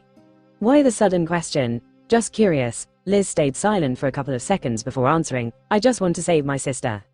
Luffy pouted slightly at not getting a straight answer, but Liz eyed him with some strange gaze Luffy couldn't quite place. I knew an idiot once who had the same dream as yours, she said wistfully and turned her gaze to the approaching ships, and the world crushed their spirit and broke the dream. Before he could ask further, the 4 ships had come close enough that they could see each other. Luffy tore his gaze away from Liz's sad look, intending to follow it up later, and turned his attention to the biggest of the 4 ships. The crow's nest stood out like a sore thumb as it looked like it had been converted into a pool. A blonde woman was bathing, completely naked, in the open crow nest turned outdoor pool, looking completely relaxed like she didn't have a care in the world. He recognized the blonde woman from her poster, Honey Queen. Another man jumped up on the railing, who he recognized as Boo Jack. He was a rotund man with a pig-like face, and the clothes along with the furry cap he wore were also pig-themed. Oh, who might you be? Honey Queen asked lazily, looking over from her pool. Where are all the villagers you kidnapped from Flint 4 days ago? Luffy yelled, getting straight to the point. Ha ha ha. So, you guys are here to rescue them, are you? Boo Jack asked with a smug look. Where are they? Liz growled angrily. Honey Queen and Boo Jack looked at her carefully, exchanged a look and burst out laughing. Oh my god, you actually came, Honey drawled with amusement. Huh, you know me, your little sister Anne, right? You look kinda similar. Liz's eyes widened with shock. What have you done to her? Don't worry, Bear King has taken quite a liking to her and wants to marry her, Honey drawled, and the atmosphere suddenly got very heavy as Liz grew furious. Still, she kept a composed attitude as she stared at them to get more information first. If you have done anything to her, I will personally make sure to make your lives a living hell. Ha ha ha. As funny as it would be to see you try, you should be grateful that Bear King hasn't done anything to her yet, Jack answered, cackling. Bear King wants to first marry her and another girl before he starts doing this and that to them, Honey drawled seductively, but Anne said that her sister will come and rescue her soon, so Bear King gave her a 5-day ultimatum. If her sister doesn't show up by then he'll force her to marry him regardless of her wishes. And tonight is the wedding. Ha ha, and now you're here, we can't have you scurrying around now, CA. He suddenly paused when his eyes fell on Nami. Oh my, what's this now? There's another girl here who fits Bear King's taste. Really? Honey said before peeking over and observing Nami too. You're right. Let's take this one too. The fuck you will. Nami snapped, bringing her shock staff out. Ha ha ha. You will also be Bear King's bride. Jack laughed. Men, attack. The pirates on the 4 pirate ships cheered and started brandishing swords as they prepared for a fight. Unbothered by the number of attacking pirates, Liz let out a soft sigh of relief knowing that her sister was relatively safe. Hey, now it's getting fun, Zoro smirked, taking out his swords as he saw the multitude of pirates coming at them. You suicidal bastards, Nami sighed. You can say that again, Boruto and Akisu yelled, extremely terrified. She looks like you can blow off some steam. Yep, Liz said as she jumped to the side of one of the ships while carrying Balloon and smirked, looking back at Luffy and Zoro. See you up there. There are almost 200 people. Boruto yelled, shocked. How can you call TH? Oh shut up will you, Zoro sighed as he scaled the side of the ship while Luffy grabbed Makino and followed him with a grin and with an exasperated sigh. So did Nami. The thief brothers exchanged glances and, not wanting to be alone on the boat, followed after them too. The pirates started attacking even before they made it to the deck, and Liz, Luffy and Zoro took everyone out causally while Nami hung back a bit but still took out anyone that got close to her. The thief brothers struggled against them, but they were more awed by the strength shown by the others. The pirates from the other ships were swinging over to their ship to attack them too, and even then, they were no match. You two want to see me fight, huh? Liz smirked when she noticed that Luffy and Zoro were more curiously watching her rather than fighting themselves. Yes, Luffy excitedly answered while Zoro nodded. Well, in that case, she grinned as she swung to an adjacent ship. Luffy, with Makino on his back, stood in place while taking out anyone that came close to him and observed her fight. Liz first started punching people left and right as she landed, taking each one out quite easily. She didn't use her daggers though and kept brawling with everyone. When a lot of pirates surrounded her from all sides, she smirked before another Liz suddenly phased out from inside her. Luffy's eyes widened in amazement as there were now two Lizes fighting. The second Liz was identical to the first one in appearance, with the only difference being that the second Liz was wearing shorts rather than full-length pants. But the battling technique was different as Liz too seemed more proficient in using leg fighting as she only used her legs to fight. A third Liz suddenly popped out from the original Liz, and the new one was wearing the same clothes as the original one, but she was carrying an extra bag. Liz 3 started pulling out bombs from the bag she had and started tossing them everywhere and blowing the ship up while laughing maniacally. She bombarded the ship with bombs as she kept pulling more out of her bag, not even caring that the other two Lizes were getting caught up in the explosions too. The original Liz and Liz 2 smacked the bomb Liz while reprimanding her for carelessly blowing stuff up, but bomb Liz just continued laughing like she was having the time of her life. "What the hell am I looking at?" Zoro muttered, completely bewildered at the events unfolding on the other ship. "Good, so I'm not the only one seeing this then," Nami breathed, equally dumbstruck. "That," Makino commented with a smile, "is your proof of a devil fruit." Both their eyes widened with realization. So they're real, my god. Meanwhile, Luffy had stars shining in his eyes as he watched her fight. "She's so cool." K-A-J-J-J-J. Bomb Liz's loud maniacal laughter made the pirates on that ship terrified out of their minds. The ones not caught up in an explosion or beaten up by the first two Lizes jumped ship, just as it blew up in a blazing fury as Bomb Liz had just dropped a bigger bomb on it. The three Lizes jumped back on the ship Luffy was on, while he looked with shining eyes at the three Lizes. "That was so cool," Luffy yelled, running up to each one and studying him carefully. "More like messy," Liz 2 snapped, glaring at Bomb Liz. "Kahahahaha, I love blowing stuff up," Bomb Liz exclaimed with a crazed expression on her face as she stared at the sinking, blown-up ship proudly. "Okay, idiots, get back inside," Liz 1 said, and the two phased back inside her, while Luffy and the rest gawped. "What fruit is that? That's so cool. Kahahaha, I'll explain later," Liz laughed just as Bojack came barreling into them, hoping to get them by a surprise attack, but the two jumped back to dodge. He actually curled himself into a ball and rolled around while his cape had spikes on it, so he was basically a spike ball that rolled around and attacked everyone. "How dare you destroy our ship?" he snarled angrily, again rolling and coming at them. Liz sidestepped him, and just as he passed by her, a hand phased out of her torso and lodged a bomb right inside the balled-up man. A second later, the bomb exploded and the smoking Bojack got launched into the sky and fell into the sea. Luffy and the rest looked at the hand sticking out of her torso that was giving the middle finger to Jack in amazement, shock and wonder just as it phased back inside her, and Liz smirked seeing their reactions. "That's crazy," Nami muttered, dumbstruck. "That's insane," Akisu yelled, him and his brother being speechless. Before anything more could be said, they were interrupted again, this time by Honey Queen. "You assholes. How dare you hurt Jack? Men, attack," she yelled at the other pirates on the still standing two ships. "Why is she naked?" Makino asked the question that was on everyone's minds. "Follows a nudist lifestyle maybe," a mouth that phased out of Liz's arm said before laughing maniacally. "I don't think I'll ever get used to that," Zoro commented, staring at the mouth phasing back inside.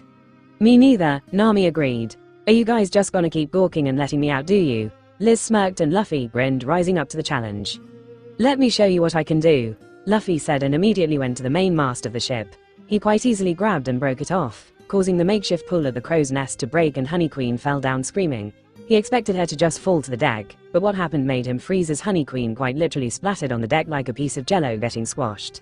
Nami let out a scream, thinking that the blonde woman got squished somehow, but it wasn't blood that was spilling out of her body but a pink sludge. Honey Queen seemed to be made out of a pink sludge, and only then did everyone realize that she was a devil fruit user too. "I think that explains why she's naked," Luffy said as he watched her body reform from a pink sludge into a human again. "You," Honey snarled hatefully at Luffy, but Liz just threw another bomb at her. She screamed as it blew up in her face, and at the same time, the pirates from the other two ships also started swinging over, so Luffy went on to do what he originally planned to do with the mast. He used it like a sword and literally cleaved one of the ships in two before doing the same thing to the other ship, taking out almost all of the pirates. Any remaining pirates who were still conscious gave up after witnessing that. While he took out the two ships, Zoro took care of the pirates on their ship by just slashing and throwing them off the ship. He was focused on Luffy though, and his doubts about his captain being much more stronger than himself got confirmed. He gripped his swords tighter as he fought the remaining pirates on the ship while thinking about how he could grow stronger himself. And soon, 3 of the 4 ships were destroyed and sinking, while the last remaining one was devoid of any of the enemy pirates. You guys are monsters, Boruto said in awe while Akisu and Nami nodded, unable to believe the amount of destruction they had caused in such a short while. You're good, Liz smirked, nodding approvingly as Luffy threw the mast away and came to her side. She was stepping on Honey, who seemed to have lost consciousness. Now that that's taken care of, Liz growled dangerously as she kicked Honey in the face to wake her up. Get up, bitch. When she didn't wake up, she sighed and looked away for just a moment when Honey transformed into the pink sludge and started to flow away while screaming terrified, "Yeah." She was pretending, she cursed before running to capture her. The sludge went towards Zoro and he tried to slash her, but all that happened was his swords passing through her and he felt like he was slashing water. What the hell kind of ability is this? Don't let her get away. Liz growled as she tried to catch her, and even when she managed to grab her, it was like trying to grab water and Honey slipped away. Luffy stepped in when it looked like she was going to get away and caught up to her before pressing his wrists on her. The sludge lost its fluidity as it became human again and the naked form Honey Queen reformed and slumped down groaning in protest. There's way too much going on right now for me to understand what the hell is happening, Nami sighed while Liz and Zoro came up to Luffy curiously wondering how he stopped her. Sea stone, Liz yelped in surprise looking at his cuffs as her eyes trembled. Did someone put them on you? Don't worry, they're bracelets, you ate a devil fruit too and the ability is a hindrance, she asked trying to think of a reason why anyone would choose to wear sea stone. No, wearing it to get stronger while in my weakened state. Liz's eyes widened realizing that he was indeed a fruit user but yet looked completely okay. How are you still standing? Wore it for a couple of years continuously, got used to it along the way. But even then, I don't think one will gain immunity, right? Yeah, and my energy is being sapped right now, but I trained with the cuffs on for a good few months. At first, I couldn't move, but as time went on, I learned to fight in my weakened state and now, I can still fight pretty well even with the sea stone on. Liz stared wide-eyed at him, completely taken aback by the explanation. She began asking, but Bojack suddenly showed up again, having climbed back up. Leave Honey alone, he yelled, crouching into a ball and started rolling towards them. Liz sighed and grabbed the weakened Honey Queen before putting her in front of her like a shield while Luffy still kept his wrists pressed against her. Jack, who saw that he was about to crash into Honey, panicked and veered to the left, crashing into a wall. Bomb Liz phased out again and before Jack could get up, shoved a bomb inside his mouth. Kahahaha, please, do something stupid, so that I can blow up the bomb in your mouth. Seeing the maniacally laughing and crazy looking Liz, Jack got terrified out of his mind and lost consciousness while the others were terrified by her threat too. Luffy just blinked at Bomb Liz. Let me guess, some kind of split personality fruit, and that's your crazy side. Bomb Liz snapped her neck at him, making the others flinch. Did you just call me crazy? Luffy, the only one unfazed by her actions, nodded with a grin. Yeah, you were a bit crazy but I didn't mean it in a bad way. You're really cool. Bomb Liz froze, staring incredulously at him for a few seconds before she slowly lost the crazed look in her eyes and her face reddened to an unhealthy degree. Why you think I'm cool? She asked meekly while playing with her hair. Zoro, Nami, Makino and the two brothers alternated their gazes between Bomb Liz, who was blushing profusely, and Luffy, whose sweat dropped at her reaction, wondering what the hell was happening. Luffy slowly inched closer to the original Liz, who also looked baffled, and whispered, Liz, what's happening? I'm not sure either, Liz said, coming out of her daze, and addressed Bomb Liz. Hey Bombi, go back inside. Be you, but I want to stay and learn more about. Bombi came up right beside Luffy and locked arms with him as she stared into his eyes before sultrily breathing, you. Liz just bonked her on the head and Bombi phased back inside her while Luffy just scratched his head, not knowing what to say. I think that's the fastest I've ever seen somebody develop a crush on someone, Zoro said, amused at Luffy's reaction. Okay, ignoring the last part, Nami said and pointed at Liz. Can someone please explain what the hell she is? Liz also quickly moved on. Well, Luffy got it right. My trait fruit allows me to split any of my traits into clones.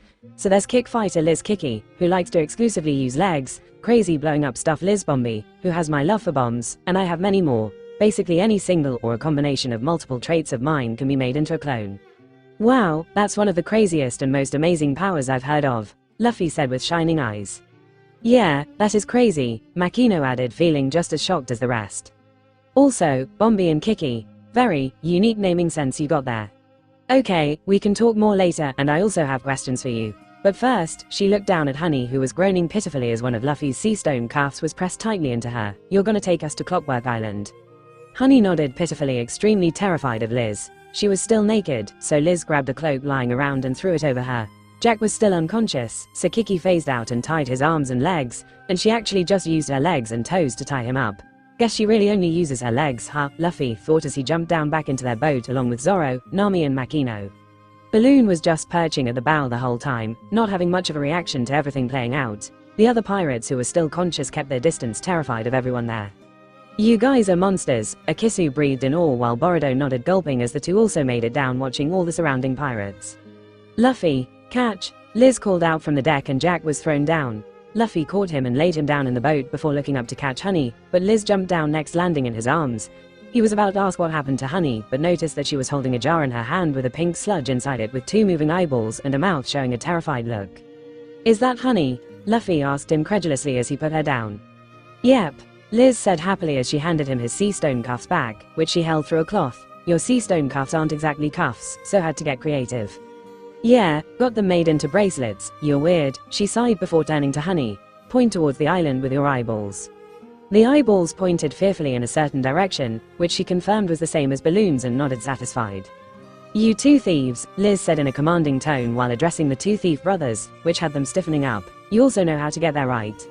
Receiving nods, she smirked looking at Honey. If we're going in the wrong direction, tell me, someone's gonna get flushed down a toilet if that happens.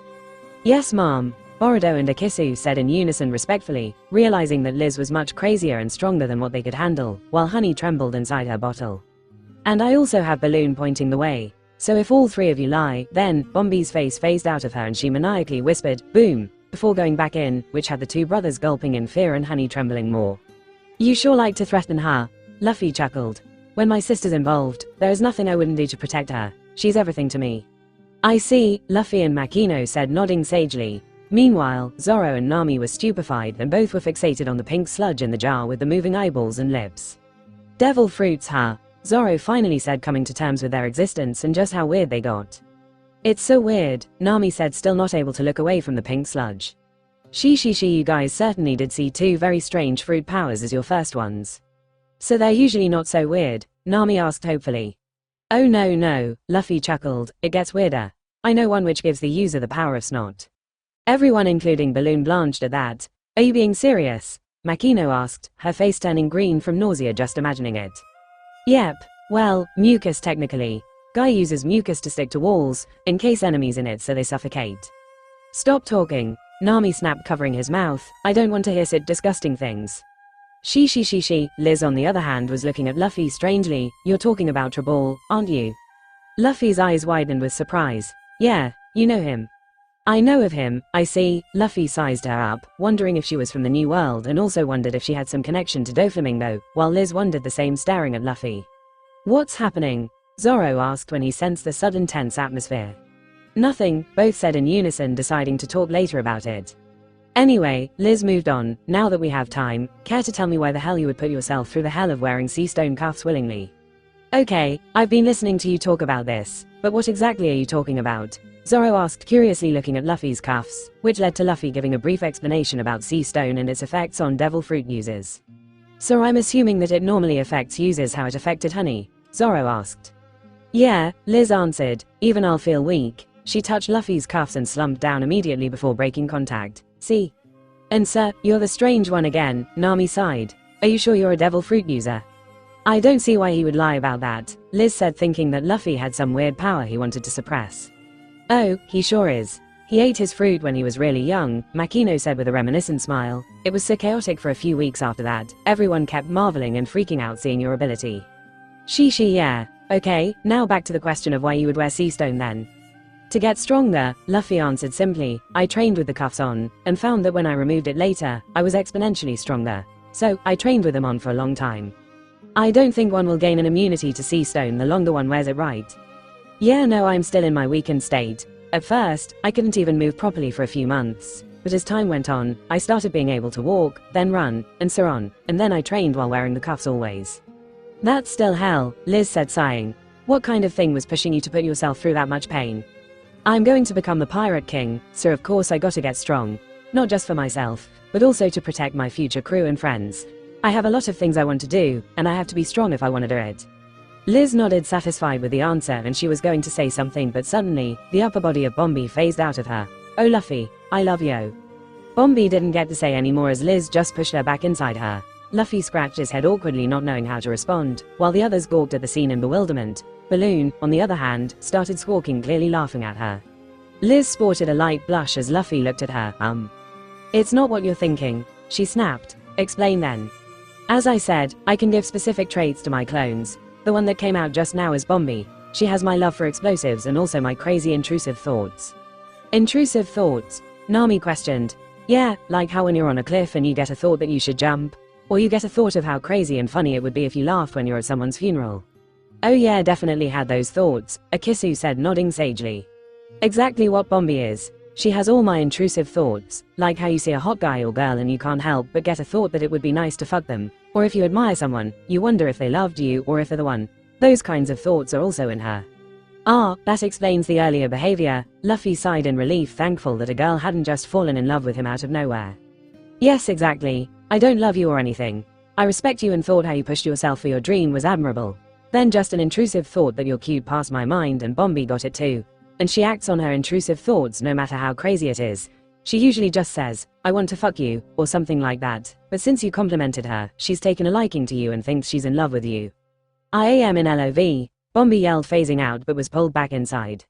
Devil fruits are weird, Nami sighed. That's kinda dangerous, isn't it? Makino asked, thinking about the implications of acting on intrusive thoughts. Oh, you have no idea, Liz sighed tiredly. I've had her randomly pop out and call people fat or ugly right to their face. I think someone looks cute and she's in front of them the next moment asking to fuck, randomly sets things on fire or bites people for no reason. She's popped out and jumped off a cliff a few times, even jumped into the sea. Balloon nodded vigorously while also laughing, seemingly remembering those moments. Wow, what happens if the clone gets hurt or dies? They just get sent back into me and I won't be able to summon them for a while depending on how badly they got hurt. If they die, it takes at least 2 months before they can come out again. Seems like a very tricky power. Could be strong or troublesome depending on the user. Yeah, thought it was a curse at first, but I've come to love my fruit over the years. She good, and it's only Bombi who's a bit problematic, the others are cool. Others? How many personalities do you have inside you? That's a secret, Liz smiled, putting a finger on her lips. Are devil fruits always this crazy? Akisu asked. Sometimes yeah, but look at honey, she just turns into a fluid, I guess. Sounds like a Logia. Yeah, I think so too. She's mentally weak though, a Logia fruit is wasted on someone like her, Liz said, shaking the jar, and Honey whimpered pitifully. I feel bad for her, Makino said, looking at the sad floating eyes. Yeah, well, once I confirm my sister is safe, only then will I let you go, she said, staring at Honey inside the jar, and she nodded her little head vigorously. Oh, it was just another hour of travel before they finally reached Clockwork Island, and when they laid eyes on the island, their jaws dropped. The base of the island was very small and had a few coves and hills, nothing special, but what gobsmacked them was the central rock tower that went up and up and up into the sky. It looked like circular plates of rock were stacked on top of each other, and it formed a spiraling tower that stretched up into the sky. And at the very top, they could see the bottom of an island which was seemingly being supported on the relatively thin rock tower. There was a large gear that ran around the island's circumference at the top, and everything about it screamed, impossible. Wow, Luffy breathed, feeling like he was seeing a Grand Line island. What the hell? Nami breathed in awe as she observed the tower. How the hell? Makino said, is the correct question here, I think. Is that a gear that's surrounding the island? Zoro asked, disbelief evident in his voice. Yeah, and it looks like it's actually spinning. I thought wacky islands like this only existed in the Grand Line, Liz breathed in awe. Do you guys know anything about this? Luffy asked Boruto and Akisu, as the two seemed to be used to the site already. Yeah, the people here built it this way so that they would be safe from pirate attacks from the sea, Boruto answered. But that very fact made pirates want to take over the island and attracted the attention of someone strong like Bear King. The diamond clock is also in the city at the top, Akisu added. I see, still, it's amazing how they made this. Luffy couldn't wait to explore the island. They soon docked and found that the fortress had a staircase running all the way up to the top. We have to climb all the way, Makino whined, dreading the staircase. No. Boruto hastily stopped them. Those stairs are for keeping enemies away. It's filled with traps that will kill or drive away anyone who tries to climb it. Ooh, it's filled with booby traps. Great then. Not great, idiot. Nami smacked some sense into him. It'll take too long if we go that way, Liz sighed before turning to Boruto. So how do we get up? There's an elevator running up all the way to the city in the central shaft of the tower. When the Trump siblings come down to terrorize the surroundings, the secret path opens up, but I don't know where it is. That's simple then, Liz said as she stared at Honey in the jar. I'm gonna let you out now and you will take us to the top. You try to escape even once and I will catch you, stuff a bomb in your mouth and all over your fluid body and evaporate you. Bombi made a brief appearance, phasing out of her face, scaring the life out of Honey, who nodded vigorously. She's scary, Zoro said, seeing that Liz was being completely serious. Poor girl, Makino commented, and Luffy nodded, feeling extremely bad for Honey, but she was one of the people who had kidnapped a village full of people and apparently terrorized others, so didn't see any reason to step in. Who cares? Nami piped up, more excited at the prospect of stealing the diamond clock. Let's go quickly. Liz opened the jar and released Honey from her confines, who slowly poured out and formed into a human. Makino handed her a blanket to cover herself and she warily started leading the way towards a small cave. They thought about hauling the tied up Bojack for a moment, but since they already had one prisoner, they left him. This is WH where the path is, Honey stuttered as she walked while Liz followed closely behind while keeping a hand at the back of her neck. They all entered a cave and after walking a couple of minutes, Honey stopped and revealed a hidden compartment in the wall. It was a keypad in which she quickly punched in a code and a door opened up revealing an elevator. Wow, so this is where it was. Akisu excitedly jumped into it, followed by the others. This is so simple, Boruto said, happy at having found a way up to the top so easily. Hey, you guys want to save someone and we want to steal the diamond clock. Either way, we'll both have to take down Trump's siblings to do that, so let's work together. What do you say? I'm the one who'll get the diamond clock, Nami snapped. Didn't you say you only stole from pirates? Zoro asked, which made Nami freeze. But it's the diamond clock, Nami cried and then hopefully turned to Luffy. You want to steal it, right? It's worth maybe hundreds of millions. Not really interested. I'm excited to see the place though. I bet it's awesome. Luffy replied, causing Nami to slump her shoulders down while mumbling under her breath, the one pirate I like and he's not fucking interested in treasure. Meanwhile, Liz smiled, staring at Luffy, the kind of pirate that's in it for the adventure, huh? I respect pirates like you. What do you mean pirates like him? Nami said, confused. He's the only one like that. No, there are many like him, Liz said with a wistful smile on her face. Roger is the prime example, of course. He was so amazing. My dad was inspired by him. She abruptly stopped and the wistful smile she had disappeared from her face and got replaced by a neutral look. Forget it. Luffy frowned internally, watching the sudden change. He wanted to ask more, but the elevator reached the top at that time, and when the doors opened, all thoughts left his mind as he gawked at the magnificent island. Green pastures blanketed the entire island, which rose upwards in a step-like formation, and windmills could be found all over the city at regular intervals. The buildings, windmills and everything else were clock-themed, as they had gears as doors or windows, and some buildings were even shaped in the form of a clock. This island is spectacular. Luffy breathed in awe, barely holding himself back from running everywhere.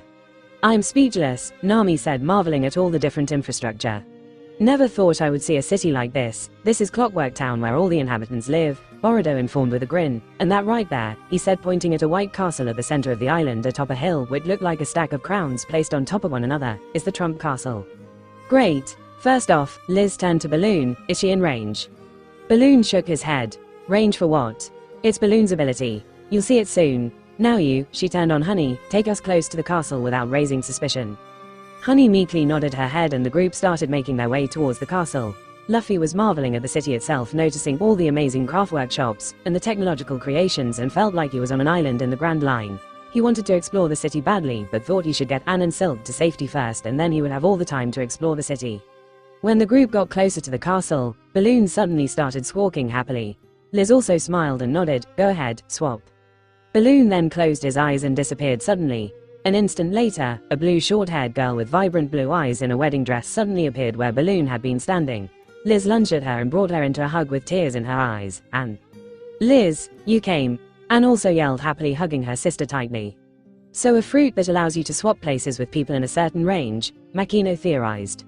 Yeah, looks like it, but how does the tracking thing work? Luffy wondered but was more focused on Ann. He studied Ann carefully and then looked at Nami, who was also studying her curiously. She looked different enough that they wouldn't be considered twins, but still, if one took Nami's face and made only a few adjustments like making the eyes thinner, chin shorter, and similar minute changes, they would get Ann's face. Yeah, they kinda do look alike, Zoro commented, alternating his gaze between the two. Yeah, they sure do, Makino, Boruto and Akisu also agreed. Are you okay? Are you safe? Liz asked as she checked for any injuries on Ann. They didn't do anything to you, did they? Ann gave a giggle, patting her sister's head and placating her. Yeah, I'm fine. I can take care of myself, you know. You little idiot. I told you not to go off on your own. Liz, after the initial euphoria after getting her sister safely back wore off, snapped at her. But they took Balloon.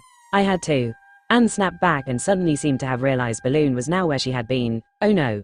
We have to get Balloon back now. I was in a cage just now. Yeah, don't worry. I'll go get him back. You, on the other hand, Liz said sternly, are going to hide somewhere around. Ann got pissed and swatted her sister's hand that was on her head. You always do this. That's why I went alone. I'm going to fight too. No, you're not, Liz said with finality, and Anne's face became red with anger. Before she could blow a fuse, Makino thankfully stepped in. Excuse me, Anne, Makino said sweetly, causing Anne to only then look at the others and got startled. Whoa, who are you all? They helped me get here, Liz replied. It's your secret friend too. Wait, you worked with other people? Anne said, wide-eyed in bewilderment, and apparently Liz was a lone wolf kind of girl. And what secret friend? Isn't he your friend? Liz asked, pointing at Luffy, who waved at Anne. Yo, I don't know, oh my god. She finally saw Nami too and got right up in her face, forgetting about Luffy. You kinda look like me. Yeah, Nami said, a bit fascinated too, as the two slowly brought their hands up to touch. Wait, Luffy hastily interjected, stopping him. I read somewhere that a singularity will occur if someone touches their doppelganger. Shut up, idiot. That's just a myth. Oh, like devil fruits were a myth? Luffy questioned, and Nami opened her mouth to retort but soon shut it as she couldn't. Hey, Anne smirked, looks like you're gullible. You can be called Gullible Anne then. The hell I am, Nami snapped. I'm not gullible. It's just with this idiot, ugh. And why would I need to be called anything Anne? We already have different names. I heard that if two doppelgangers meet, Boruto jumped in on the teasing, they'll try to assert dominance over each other so that they can establish who the real one is. Yeah, I've heard that one too, Luffy nodded excitedly. Looks like Anne is winning then, Makino giggled.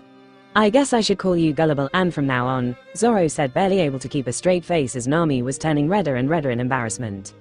When it got too much for her, she lunged at Luffy and started beating the shit out of him for starting the whole thing while everyone else laughed. I'm always the smart one, goddammit. It's all your fault. Hee okay, I'm sorry, Anne chuckled as she placated Nami while she panted heavily after giving Luffy several bumps. Okay, pause. Luffy clapped his hands, getting everyone's attention as he got up. As much as I would milk this for hours, we need to save Silk and Balloon first. He then turned to Anne. Do you know where Silk is? Yes, we were just together up in that castle. The bear wanted to marry us both. Okay, good. And the rest of the people from Flint? Ah yes, they were all brought here too. But they're all in the factories, I think. I caught that stupid bear's fancy, so he took me to the castle intent on marrying me. He didn't touch you, did he? Liz said in a calm, cold voice. No, I just told him that you'll come for me and kick his ass, and he said he'll prove his love to me by killing you. Ugh, he's so psychotic.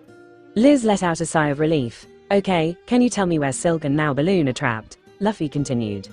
Sure, I'll lead the way. Anne nodded happily. I said you're going to hide, Liz commanded, causing Anne to glare at her again. Guys, Zoro interrupted, looking around. Where's Honey? They all looked around and she seemed to have slipped away when they were making fun of Nami. She's probably going right to Bear King to tell him about us, Akisu yelled. We need to go now in that case, Boruto yelled. Okay, pause. Luffy clapped his hands, putting a stop to everything again. Honey will tell the bear guy that Anne is rescued. So, he's probably going to go where Silk and Balloon are and keep them close. We were already close to him, Anne informed. We were in his throne room itself and he was right in front of me before I swapped. He was sleeping though, so chances are we have around a few minutes. Where is the throne room? Anne pointed straight up, top floor. Okay, I'm gonna go there now, Luffy said, removing his cuffs and handing them to Makino. Are you crazy? Akisu yelled. There are tons of traps here too. There is no way you'll reach the top in minutes. Damn, more traps I'm gonna miss. Luffy whined. I so want to go through all the traps, but since we're pressed for time, I'll take a shortcut. Bombi phased out and grabbed Luffy's shoulders with manic glee. You're crazy, just like me. She guess sir, Luffy laughed, which only intensified the crazed look in her eyes. She was pulled back by a huffing Liz. Geez, stop making her fall more in love with you. What the hell? Bombi fell in love. Anne stared wide-eyed. Okay, I'm gonna go now, Luffy said as he was gonna airwalk to the top. We'll gather information around here about where the other kidnapped villagers are then, Makino said, and he nodded before facing the castle. The others thought he was gonna climb it from the outside and thought he was crazy. Wait, Anne stopped him. You can't just go and fight him. Why not? He's holding this island hostage. How? He has the key to this island which he can use to make it fall off the tower in a second. He threatened me and Silk, saying that he'll destroy the island if we didn't wear this wedding dress too. So if you fight him, he'll threaten to destroy the island too. What key? I'm not sure, but that's the reason the people on the island even listen to his orders. Yes, Boruto interjected. 7 years ago, Bear King got a hold of the key of this island, and since then, the people of this island are at his complete mercy, but I don't know what this key exactly is either. Luffy frowned. Well, okay, I'll stealthily get the two out and then we can worry about the key thing. He will destroy the island the moment he realizes his prisoners are missing, Akisu argued. Please, he's made this island his base for 7 years, Nami scoffed. as if he's gonna destroy it for such a simple matter. Yeah, exactly, Luffy smiled and waved at him. Okay, I'm gonna go. He started jumping in the air and the rest's jaws hit the floor. You can fly, An, Nami, Akisu and Boruto yelled in shock, while Zoro stared in bewilderment for just a moment before he jumped and grabbed Luffy's leg, followed by Liz doing the same. Luffy lost his balance for a second as his legs were grabbed, but the two, realizing it, quickly climbed up his body, with Liz getting into his arms in a princess carry while Zoro climbed up onto his back. An, stay with Makino, Liz yelled down at the others who were still in shock. Why are you guys coming along? I'm not gonna miss the chance to fight, Zoro said while he studied Luffy's legs, wondering if there was any technique he was using to jump in the air or if it was a devil fruit power. Same here, Liz said. Besides, the bear idiot's face needs to meet my fist. Sure, but you guys did hear this is gonna be a stealth mission, right? Yeah, if we can do that, sure. But if things turn sour, I'ma beat him up for even thinking about my sister. Sure, is this your devil fruit power? Zoro asked. No, this is moonwalk, isn't it? Liz said with a glint in her eye. I call it airwalk, Luffy said as he kept jumping and addressed Zoro. You figure out how I move so fast it seems instantaneous yet? Yeah, I did. You kick off the ground multiple times in the blink of an eye. That's Soru, Liz explained. Yep, and this is airwalk, but this doesn't have any secret. You just kick off the air hard. Wow, my dad once told me of these techniques, but I always thought it was made up or an exaggeration. Seeing the questioning look on Zoro's face, Luffy explained, high-level Marines use this set of 6 techniques called the Rokuseki. Soru and Moonwalk are in that set. I see, Zoro sighed internally. These are standard techniques. Are they all strong or is it just Luffy? So, you were a Marine before? Liz continued. Why does everyone keep assuming I'm a Marine if I use this technique? Do they have a monopoly on these techniques or something? Luffy sighed. I just learned how to do it after seeing a few people using it. Yeah, I guess they don't. And you learned it by yourself? Just by watching others do it, basically yeah. Wow, I love you so much. Bombi phased out before Liz quickly pulled her back. This is gonna be a thing with you, huh? Luffy said with amusement watching the lightly blushing Liz. It's your damn fault. Why would you even think that crazy part of mine is cool? Because she is cool. She looked so happy when doing what she loved, blowing stuff up. And I think I'll stop talking now cause my hands aren't free and you're so close to my face that Bombi can just phase out and kiss me. Good call. The others are having to hold her down right now. Ooh, so it's like a council of yous inside your head. You all sit around a table and discuss matters. Wow, yeah, pretty accurate. It's like a room with lounge chairs instead of a table, but yeah, we do discuss stuff as you said. For every single matter? Zoro asked incredulously, doesn't it get tiring? No, of course not. I'm the main one and I'm in complete control. They're all in like a neighboring house which I can visit anytime I want. If not, I can just stay in my house by myself. I see, Bombi's face suddenly phased out again yelling, stop holding me down, bitches. I need to be why, before she went back in. Zoro and Luffy looked amused at her blushing face as she tried to apparently hold Bombi back. Can you not get rid of the clones? Zoro asked. I can. Then why not get rid of Bombi? Rather, why create her in the first place? Liz gave a deep sigh. Long story, she didn't seem to want to talk about it, so Luffy changed the topic. So, are the clones taking your traits or copying them? Like if you give your kick-fighting prowess to Kiki, will you, the main one, lose that ability? No, they're just copies. I still have all my traits. But the more time the copies stay, the more proficient they become in that trait. For example, Kiki is much better at kick-fighting than I am. Ah, that's how it works. Anyway, let's talk later, Luffy said as they finally reached the topmost floor. It had an open balcony, so it was easy to slip in and observe what was happening. It was a huge throne room with a throne in the center and luxurious carpet covering the floor, and high chandeliers hanging from the ceiling. The center of the room was uncarpeted and was covered with glass instead of tiles, and Luffy saw a huge wind-up key below them. And most importantly, there was a cage in one corner of the room and inside it were Balloon and a blonde-haired girl, also in a wedding dress. She was sitting in the cage observing the surroundings, and when she spotted Luffy and the others on the balcony, she nudged Balloon and pointed in their direction.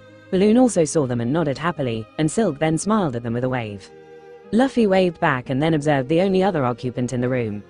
He was a huge and very hairy man who was wearing a fur coat which matched the spade card theme. He also had an inverted spade mark on his forehead, and currently, he just seemed to be napping on his throne. The cages were behind him, so looked like he hadn't noticed the swap yet. The three exchanged a look knowing they would be doing this stealthily and started walking towards the cage while Silk and Balloon kept quiet, realizing that they were doing this silently. The three reached the cage pretty easily and Luffy studied Silk closely. He had seen her picture already, so wasn't surprised by her looking only a bit similar to Nami, but he noticed that she was almost as tall as him, and had a much stronger physique. Silk smiled and first pointed at the keyhole in the cage and then pointed at the other end of the room. Luffy followed her finger and saw a few keys hanging on the wall and understood that the key to the cage was there. He could just break the cages, but it would make too much noise, so he nodded and used Soru to reach the other end of the room in an instant. Thankfully, there were just a couple of keys which he quickly brought back to the cage. He's much faster without the sea stone cuffs, Zoro concluded and thought about how his sword skills would rise to a different level if he was that fast. Silk's eyes had also widened and she too wanted to know how he had run so fast and barely held herself back from asking. Luffy just opened the cages quietly, the gate only making a small sound. He noticed Liz was quietly standing in place without doing anything with a stressed look on her face, and when he gestured to her what was wrong, she leaned forward to his ear and whispered, "Bombi wants to shout." Luffy clamped his mouth shut to stop himself from laughing out loud while Liz shook her head pitifully. It was a pretty silent room and they had to be silent, so of course an intrusive thought of, "What if I screamed?" would have passed her mind, and apparently Bombi had latched onto it. Luffy would have burst out laughing if it was any other situation, and even now, was barely able to hold himself back. Silk and Balloon walked out and they, along with Zoro, strangely looked at the pitiful Liz and the about to laugh Luffy. Luffy waved it off saying he'll explain later and pushed Liz back to the balcony, and the others followed. Bear King still slept while they made it out onto the balcony, and Silk looked down and all around trying to see how they had climbed up or how they were going down. "Hi, how are we getting down?" Silk whispered to Luffy. "Don't worry, I'll carry you all down," he said before scooping her up. Zoro got on his back again and Liz got on Zoro's back, while Balloon stood on Luffy's head. Just before Luffy was about to jump down, a loud wailing voice came from inside the room, and when they turned around, they saw a pink sludge entering the room wailing loudly. Bear King jerked awake and stared intently at his sister. "Honey, what happened?" he asked in his gruff voice. And that was all Luffy waited to see before jumping off. Silk screamed, wondering what the hell Luffy was doing, but her eyes comically widened in shock when she saw them falling in a controlled manner. "You're flying." She more like jumping on air. "Wow, you okay?" Silk nodded cheerfully. "Yep. Bastard didn't do anything to me too, as Anne told him I'm her sister too. So until he killed the elder sister, that is you," she said looking at Liz, "he didn't force me to marry him either." "I see, that's good." Luffy then eyed Liz. "Back with this, Liz." She gave a tired sigh. "Yeah, Bombi calm down now." It would have been hilarious if she had shouted though. "Ah, so that's what was happening," Zoro chuckled, understanding the earlier situation. Bombi's face phased out suddenly. "You think so too, right? Stupid bitches, didn't they?" "Shut it," Liz snapped, pulling her back. "And you, stop encouraging her," she directed at Luffy, who just laughed. "Wow, so that's your split personality clone thingy, huh?" Silk said, amazed. "Anne told me a bit, but seeing it's something else entirely." "Right, it's so cool," Luffy agreed, and Silk nodded enthusiastically. "Anyway, hi, I'm Luffy, I'm Silk. Thanks for saving me." She don't mention it, didn't he say he knew her too? Ran inside Zoro's and Liz's minds, but they didn't voice it out. "I heard you looked after Anne and gave her refuge back in Flint," Liz said looking at her gratefully, "so thank you." He don't mention it. Anne and Balloon are cool. GWAAH. So what happens now? Silk asked. "Need to find out what exactly the key is. As long as he has that, we can't beat him up as he'll just take the island down with him." "Yeah, I tried prodding for information, but couldn't get anything other than it's something that supports the weight of this entire city." Well, let's regroup first. Then we can talk," Luffy said and fell down in a controlled manner. When they reached the ground, Balloon pointed the way to Anne, so they started to follow his directions. Isn't Balloon's ability to swap? How is he able to point to Anne? When he has to swap, he first has to look at an object or person and lock onto them. Only then can he swap. Even if he loses sight of the locked on target after, he can still switch places with them. If the distance between him and the target is too great though, the swap doesn't work, but there's still a sort of pull he apparently feels towards the target. "Ah, so he locked onto Anne before she got kidnapped, huh?" "Yeah, devil fruits are crazy, huh?" Silk said, nodding along. "I hadn't seen one before Balloon showed up. And now, I'm seeing so many all at once." She trailed off when she saw Luffy looking at her stump, lost the arm years ago. "Yeah, I saw the pictures at your restaurant. Your metallic arm is very cool." "Wait, what?" Silk gaped confused. "You saw my arm?" I brought it along too." Silk's face brightened up. "Are you serious? Oh, thank you so much." "Don't mention it. Did you build the arm yourself?" Silk nodded with a proud smile. "Completely designed by me. It's multifunctional and I can fit axes, swords, harpoons, crossbows, and so many more in the groove. Did you bring the weapons too?" "Yes, I got so much I wanted to see in action." Great. Now I can demolish those bastards," Silk said with a vengeful smirk. "Do you know where the rest of the villagers who got kidnapped along with us are?" "Not yet, but don't worry. Others are gathering info and we will rescue them too." Silk nodded gratefully at him with a small smile. They soon reached a craft workshop that sold all sorts of items ranging from antiquities to music boxes. Nami, Makino, Anne, Borodo, Akisu and 2 others were inside the shop. As they walked in, a very happy Anne glommed both Balloon and Silk instantly. "Ah, you're both safe. I'm so happy. Gwa, gwa." Alright, no need to cry," Silk chuckled, patting Anne's head. "Looks like everything went well," Makino asked, coming up to Luffy, who gave her a thumbs up with a grin. "Well, on our end, we've managed to find where all the kidnapped people are and also found the chief engineers of this city, who should be able to tell us what the key is." She pointed at a couple, who looked to be scientists judging by the long lab coats they wore. One was a woman with light purple hair, round glasses and dark circles under her eyes. Another was a man with shaggy black hair who also had dark circles under his eyes. Didn't look like either got much sleep. "Hello," the woman greeted all the newcomers. "It's good that you were able to rescue your friends, but please leave the island immediately." "Why?" Luffy asked. "You don't know the Trump siblings," the woman said with apprehension. "They're powerful, and ever since they took over this island 7 years ago, they have been ruling this island and the surrounding areas. This city used to be so beautiful," the man said with a wistful look as he stared out the window. "We were technologically advanced and had so much we wanted to do. But ever since the Trump siblings took over, all we are allowed to do build are weapons for killing people. There has been so much bloodshed over the past 7 years and no one has managed to take down Bear King. The pirates under him kill us with the very weapons we built. It's a nightmare for us and we don't want to see anyone else suffering, so please leave," the woman begged. "Nope, tell me what the key is," Luffy said, completely disregarding anything they just said, which had the couple baffled. "Did you not hear you? I heard you. And I'm still gonna punch the bear guy's face in." "Why?" Luffy first pointed at Liz, because Liz wants to punch his face in. He then pointed to Silk. They kidnapped Silk's townspeople. "So she's gonna fight to rescue them." He then pointed at Makino. "Makino won't let us leave when there are people suffering here." He then pointed at Anne and Balloon. "I'm sure Anne and Balloon also want to punch his face in." He then pointed at the couple. "You two obviously want to be free." He then pounded at Nami. "Nami wants the diamond clock." He then pointed at Zoro. "Zoro wants a good fight." And finally he pointed at himself. "And I'll help as long as there is a single person ready to fight. And there are so many here." All of them stared at him in bewilderment before Makino, Zoro, Liz and Silk burst out laughing. Nami sighed but had a fond smile, while the rest just stared. Hey, what about us?" Akisu spoke up, offended at not being included. "Oh right, Borodo and Akisu also want to steal the diamond clock, so they're gonna fight with us too." "Like hell, you will." Nami snapped, but Borodo held up his hands in defeat. "It's fine. My real goal was never to steal the diamond clock." "Wah, Borodo, what are you saying?" Akisu asked, bewildered. "I want to free this island from the Trump siblings' tyranny," Borodo said with a serious face. "Why?" Liz asked, but Borodo just said, "I have my reasons," and they moved on. The scientist couple still looked unconvinced, so Luffy spoke up again. "Listen, what would you rather do? Serve under him and hope he lets you and the others live while treating you like slaves for the rest of your lives, or fight and gain your freedom now?" But they're too strong," the woman said with tears in her eyes. "You can't change anything if you aren't prepared to stake your life on it. I'm a fighter, so all I'm good for is punching people, but you're scientists and engineers who built this city. You understand what the hell the key is and how to use it to save the city. So I'll do what I can and take down the bastard. You do what you can and save the city."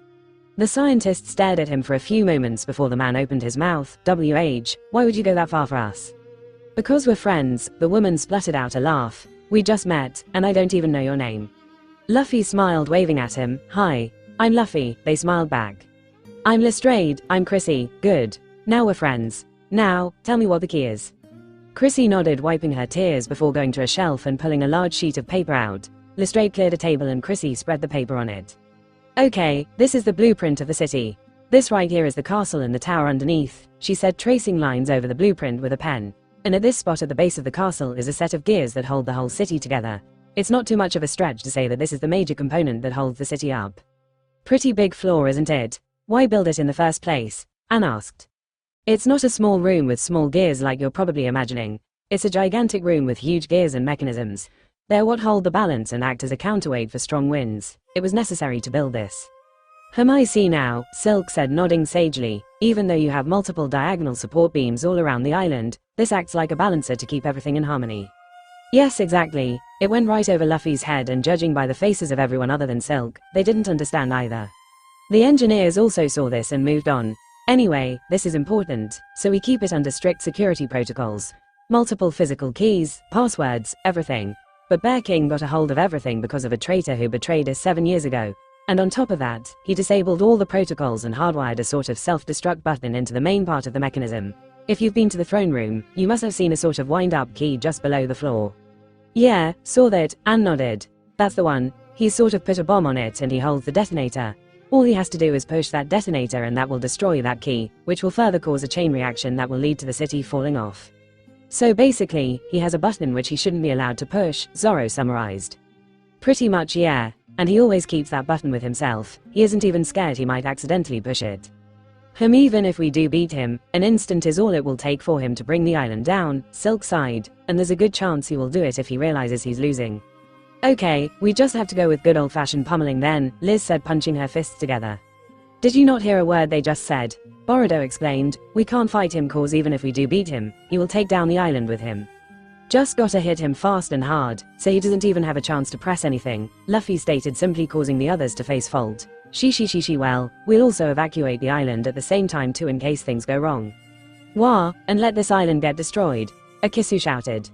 Yep, it's just an island. As long as people are alive, they can rebuild again. Chrissy and Lestrade nodded, slowly running his words inside their heads. Yes, he's right, we can rebuild. Asgard is not a place, it's a people, Luffy quoted, nodding sagely to himself. You know Norse myth, Silk suddenly piped up with a bit too much excitement. A bit, yeah, you're the first person I've met who knows what Asgard is, Silk exclaimed, coming right up to him with excitement. Really? Is it not famous? No, it's Silk, Makino interrupted, patting her shoulders, you can talk about that later. Oh right, Silk realized the situation they were in and blushed a bit in embarrassment before gesturing to Luffy that they would talk about it later. Okay, to finalize, Liz continued, either we defeat them while also saving the island, or we defeat them and the island gets destroyed. That's a win-win. There's the possibility of us losing, Akisu snapped. Please, Liz scoffed, I'm here, so there's no way we'll lose. Yeah, she's right. Those are the only two outcomes, Luffy agreed. Just as arrogant as Luffy, I see, Nami sighed, shaking her head. How do you people not understand that anything can happen in a fight? Doesn't matter, Zoro spoke up, let's just get on with it. Yeah, I'm in, Chrissy said, her eyes shining. We can also go to the castle and make sure his button doesn't work, Lestrade suggested. Ooh, you can do that. We'll need time, but with enough time, we should be able to make his remote button useless and disable to bomb, but we need time. If time is all you need, then sure. I can bullshit with him long enough to buy you guys time, Liz offered. Okay then, Luffy said, that's all I guess. We can go now. What do you mean we can go now? Nami asked incredulously, we haven't even planned anything yet. You guys do that. I'm not a follow a plan kinda guy. Of course, you're not, she sighed. Makino giggled, speaking up, well, you just have to plan around him. We'll divide into 3 teams. One to fight the Trump siblings on top of the castle, one to escort and protect Chrissy and Lestrade into the island key, and the last one to evacuate the island. Zoro and Liz are on the first team. Anyone else wants to join them?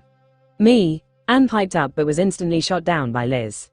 You're gonna be on the evacuation team, no arguments. The two sisters faced off against each other, Anne's face turning crimson from anger before she turned on her heels without saying a word and walked out, slamming the door hard on her way out. Balloon followed after her while Liz kept a neutral look on her face. Okay, we'll deal with that later, Makino's sweat dropped. I'll be on the escort team, Boruto volunteered, and Akisu tagged along with him. Me too, Nami volunteered. And I'll be on the evacuation team, Silk said before turning to Luffy, my arm and weapons. Luffy pointed at the corner of the room and she went, yes, before going to put on her arm with Luffy following after her. Okay, I'll also be on the evacuation team, Makino concluded, and the teams were formed with Anne being undecided and Luffy being a wildcard. Just as they finished though, there was a loud sound of all the loudspeakers across the entire island coming to life, followed by, attention, attention. The group looked at one another before walking out, and so did all the people on the island. Bear King himself was standing at the top of the Trump Castle with his other siblings minus Boo Jack next to him. People of Clockwork Island, Bear King roared into a mic he held and his voice reverberated across the island. I'll get straight to the point. There are intruders on this island who have stolen something from me. Anne and Silk, my 2 brides. Liz flared up in anger, Silk glared at him while putting on her arm, Boruto looked determined, Akisu, Chrissy and Lestrade were looking terrified, while the rest had calm expressions. My brides, I'm giving you 1 hour. If you don't come back, I'll be destroying the island. And Liz, I want you to come and beg for forgiveness for what you did to Honey. And all her partners who have intruded upon my island, give yourselves up and work for me. Or die. You have 1 hour. and as an afterthought added, "Oh, also, any citizen who helps us catch these intruders will no longer have to work at the factories and can live a lavish life in the castle with us. That's it." Bear King and his siblings went back inside the castle laughing maniacally, while Luffy watched all the citizens suddenly look at them with hungry eyes.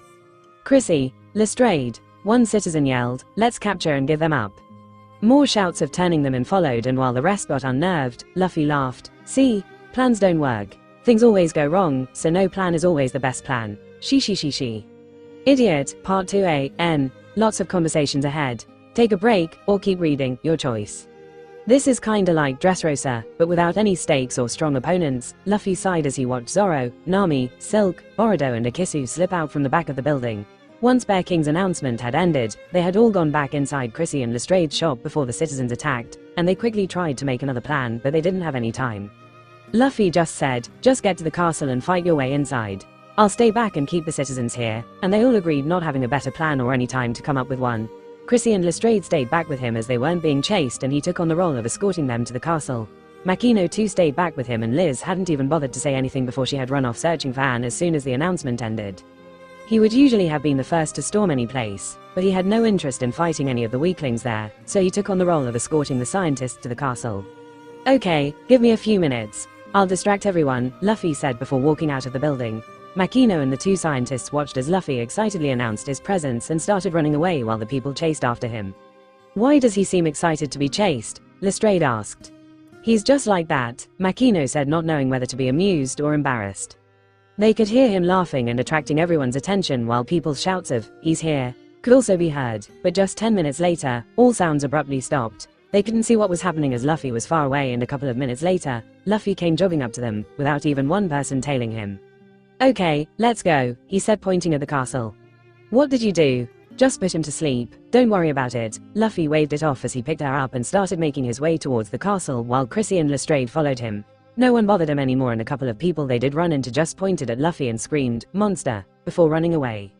The three stared at Luffy questioningly while he chuckled, "No one's hurt, don't worry.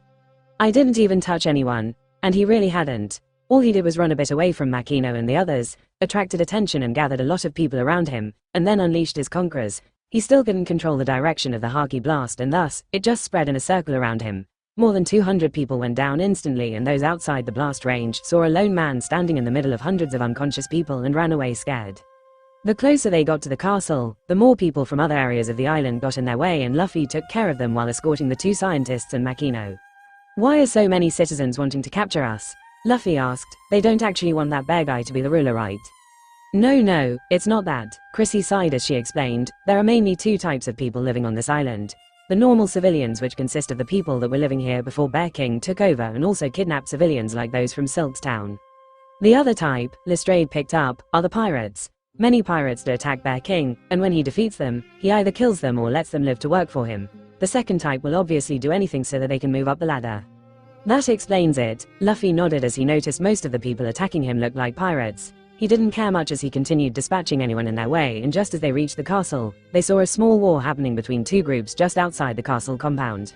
One group was led by Silk and the other was led by a long-moustached pirate Luffy recognized as Galley.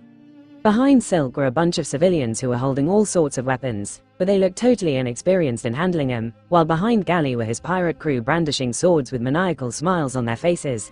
They seemed to be at a stalemate as Galley was holding a middle-aged man hostage while Silk glared at him. "Our fight got interrupted last time," Galley drawled with an evil grin as he held the blade against the man, "but I would have won then too. You don't have any of your fancy weapons now, so just surrender or your precious mare gets it. Ha. Boring," Luffy sighed as he understood the situation. Silk ran into her townspeople and also Galley.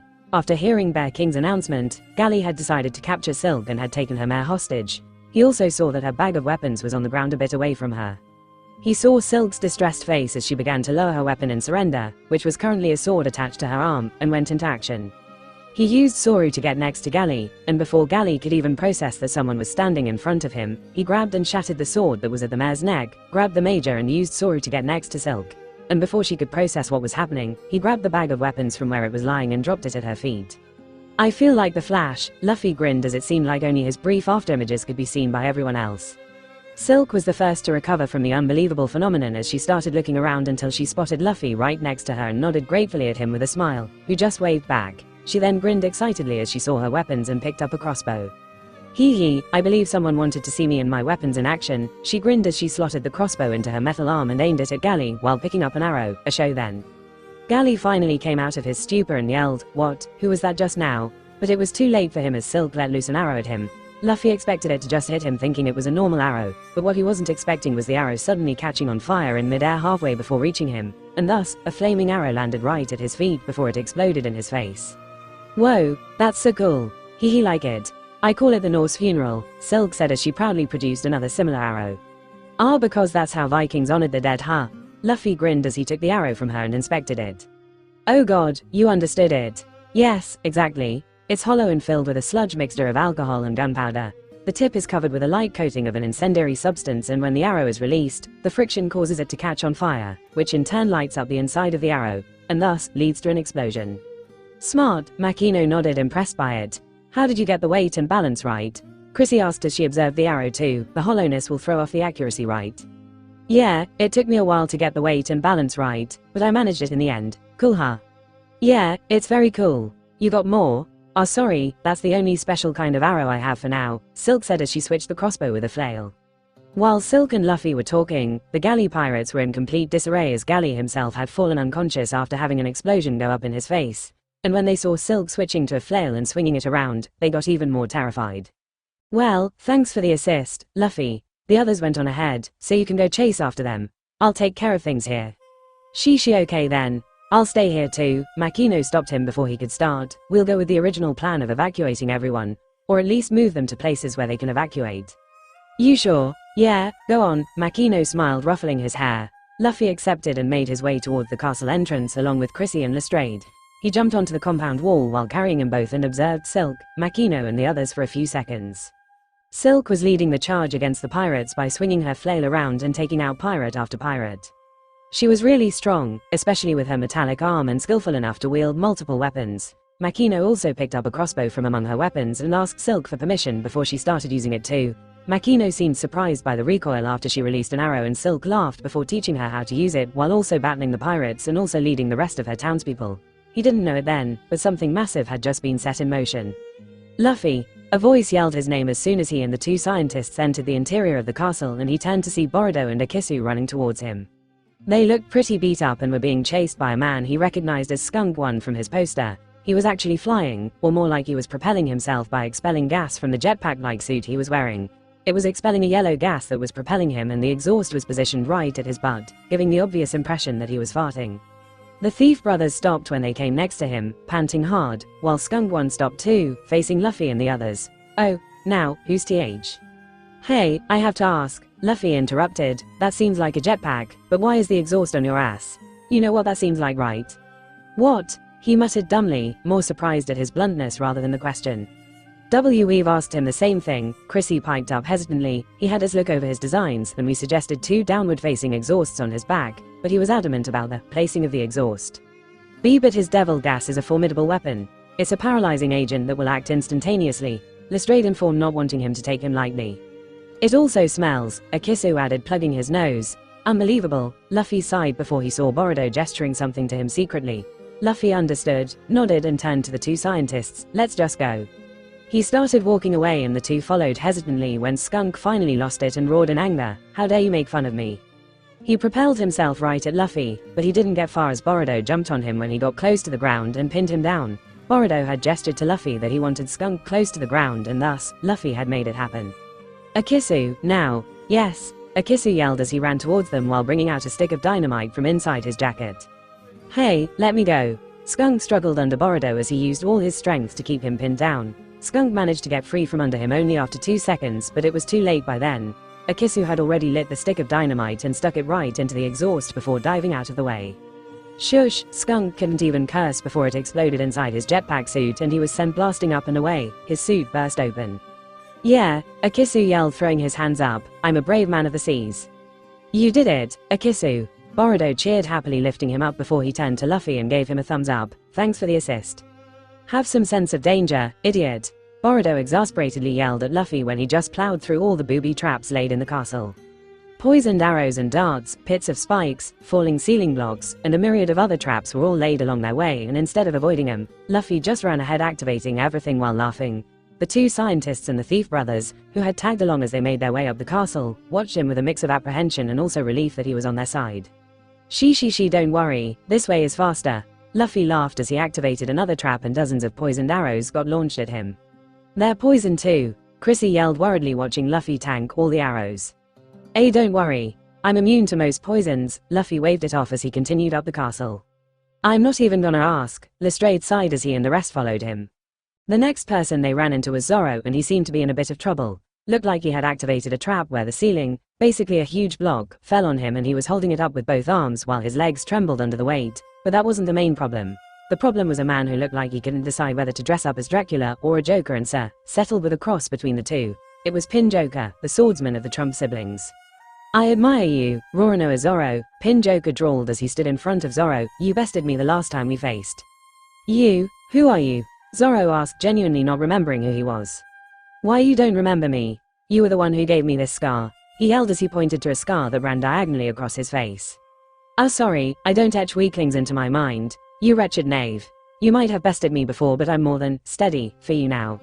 You mean, ready, Pin Joker blushed in embarrassment at his slip of tongue before pulling a few feathers out of a sort of scarf he was wearing, but the feathers turned out to be needles. These are laced with Skunk's paralyzing poison.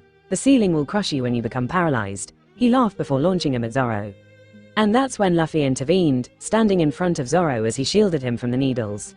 Luffy, Zoro smiled. Took you long enough. Luffy smiled as he held up his hands to hold the block and pushed up to release some pressure off of Zoro. I'll hold the ceiling, you go finish the fight. Gladly, Zoro smirked, bringing his hands down, and after seeing Luffy manage to hold it up by himself, he turned to Pin Joker with a pissed off expression. I don't know who you are, Pin yelled at Luffy, but you just got hit by paralyzing poison. You'll become numb soon and the ceiling will crush you. Zoro looked at Luffy worriedly, but Luffy just said, don't worry, I'm immune to most poisons. Of course you are, Zoro shook his head, not giving it much thought before he pulled all three of his swords out. Luffy became excited as he finally got to see his three-sword style in action as Zoro lunged at Pin Joker.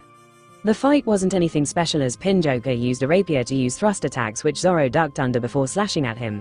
Pin was agile though as he managed to dodge Zoro's strike and started using dirty tricks like throwing a stick of dynamite at him.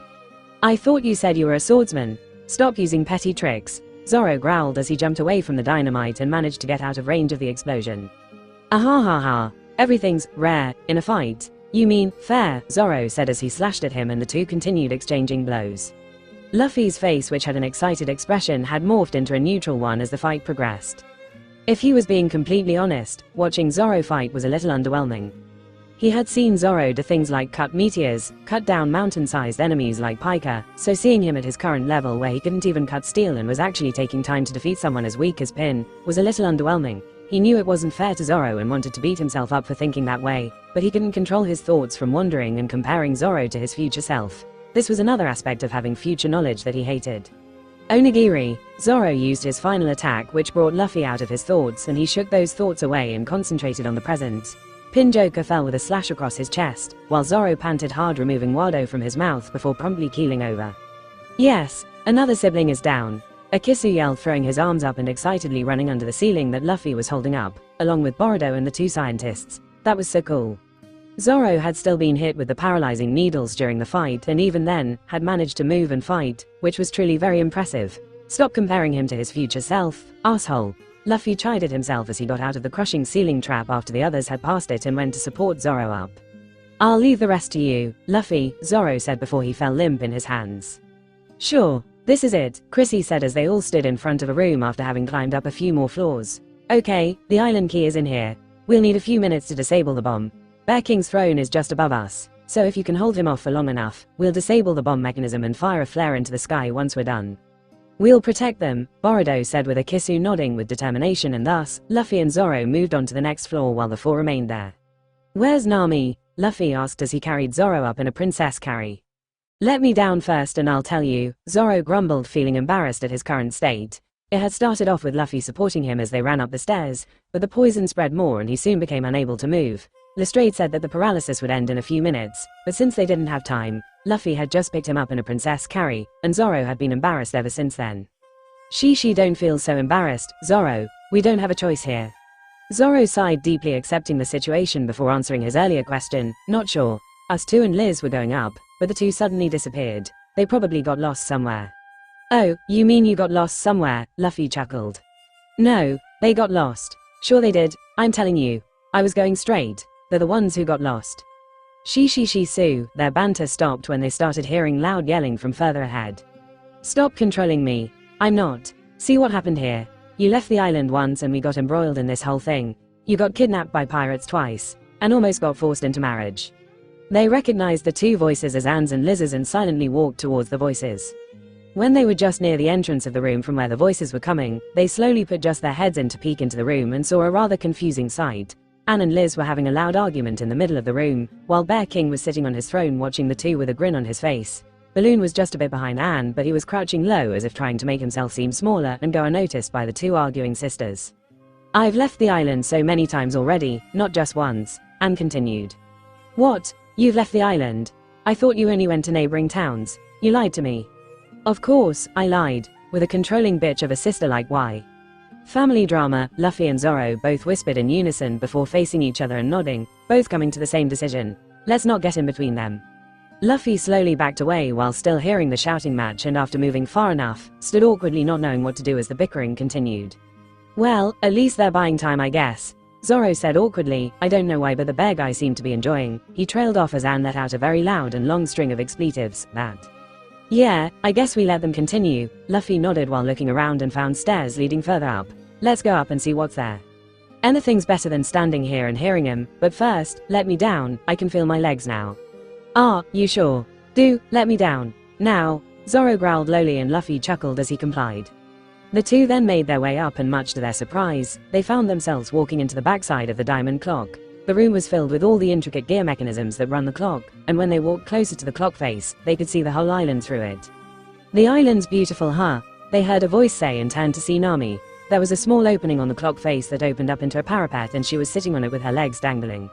Nami, so this is where you got lost. She had a really melancholic look on her face as she stared out into the island, though, and the two went next to her wondering what her deal was now. They felt the fast winds brush past their faces as they stepped onto the parapet too and looked at the huge clock face from the outside. They spotted 8 shining gems embedded along its circumference, 2 in each direction, and understood why it was valuable.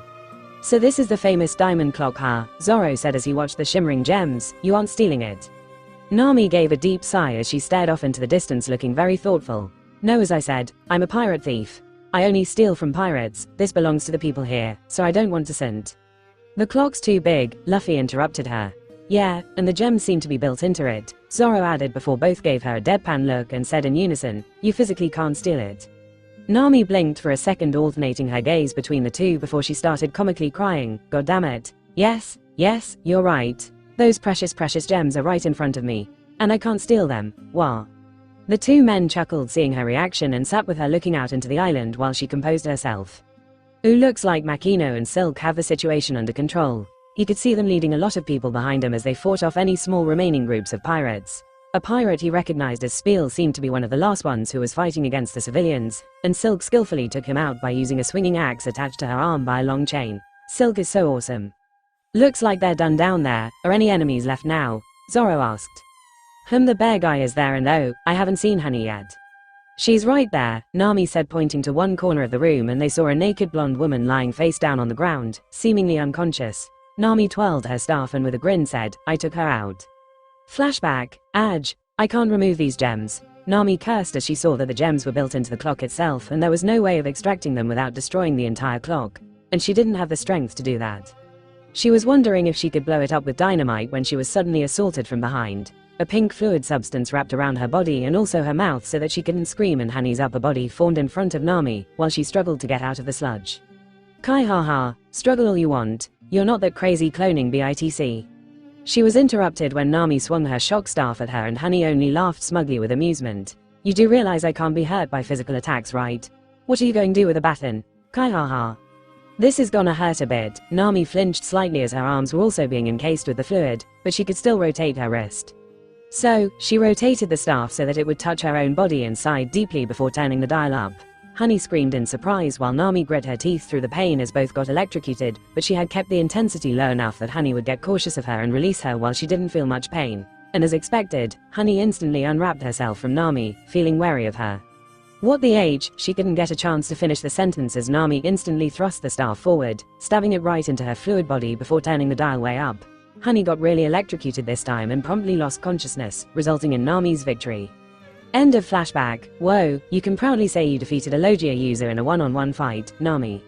Hee if this is how Logia fruit users are, then they're a piece of cake. Hey, Luffy chuckled, recalling the literal freezing of the sea, lightspeed movement and lasers, lightning raining down from the sky, magma fists impaling someone. So all that's left is the bear guy, Zoro concluded before asking, what's his deal anyway? Oh, don't get me started on that psychotic bastard, Nami sighed. He thinks that the two sisters are fighting over him. Wait, what? Yeah, Anne was trying to be the decoy who would buy time by distracting the bastard. She got here way before all of us, probably using balloon swapping. Anyway, when we saw her here, Liz and Anne started arguing. Long story short, they decided to fake argue in front of the bastard long enough to distract him, and he thought they were fighting over who gets to marry him. She sighed, shaking her head in disbelief, and as you can hear, the fake argument got very real very soon. I was hiding the whole time observing them, but I soon got bored and came up here to see the scenery. To steal the diamond clock, Luffy corrected and got a smack on the head. They sat silently, enjoying the cool breeze and watching things settle down below as Makino and Silk calmed the people down and led them to the evacuation zones in a fast but efficient manner. Well, this is anticlimactic, Luffy said after a few seconds of silence. Sure is. Are the sisters still fighting? All three leaned back inside and they could still hear faint yelling. Who the hell are you anymore?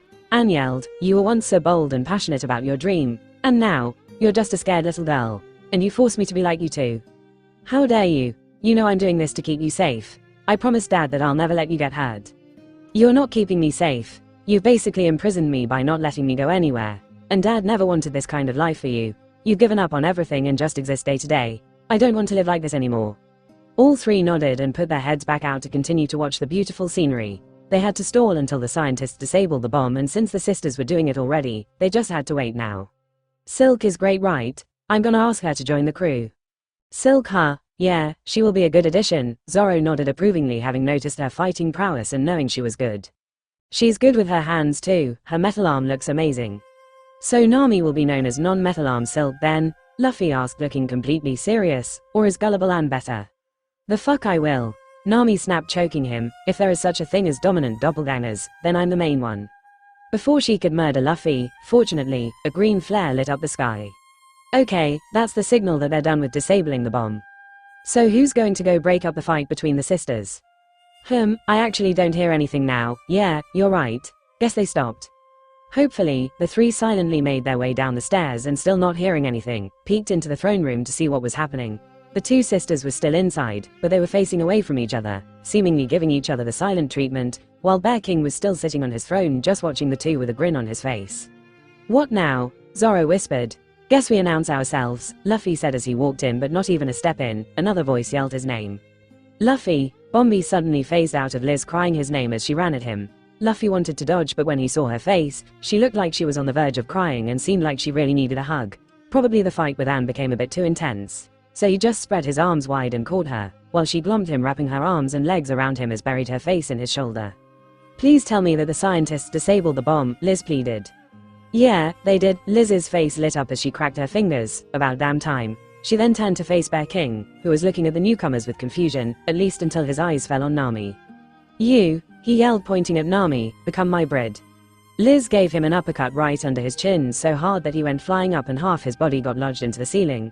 Time to let out some steam, Liz growled as she jumped and hung off his legs before yanking him out and slamming him back to the ground. Ah ha ha, you can't hurt me. Bear King laughed, unaffected by the sudden attack. I ate the Kachi no me and my body can become as hard as steel. Even better, Liz grinned maniacally, I can use you as a punching bag. And then the beatdown began. And it was brutal. Damn, guess she was really frustrated with the fight with you, huh? Nami said as Anne came up to them. Anne just scoffed. I hate her, Bombi whimpered, still latched onto Luffy, and he internally sighed as he wrapped his arms around her and started patting her head consolingly. It's okay, Bombi. You know I don't hate you specifically, Anne said, feeling sad for her. Bombi nodded, slightly separating from Luffy before looking up at Anne, but froze when she saw Nami right next to her. You really do kinda look alike. Yeah, I can't deny that. Any chance that you are actual sisters? Zoro asked curiously. Nami's eyes widened with surprise, not even having had the thought until then.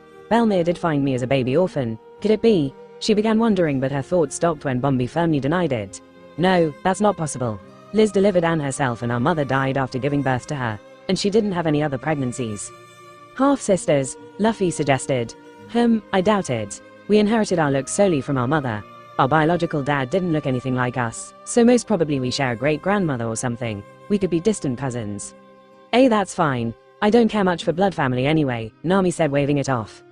Bombi nodded while still staring at her. Still, since you look like Anne, if we fuck each other, would it be considered inces?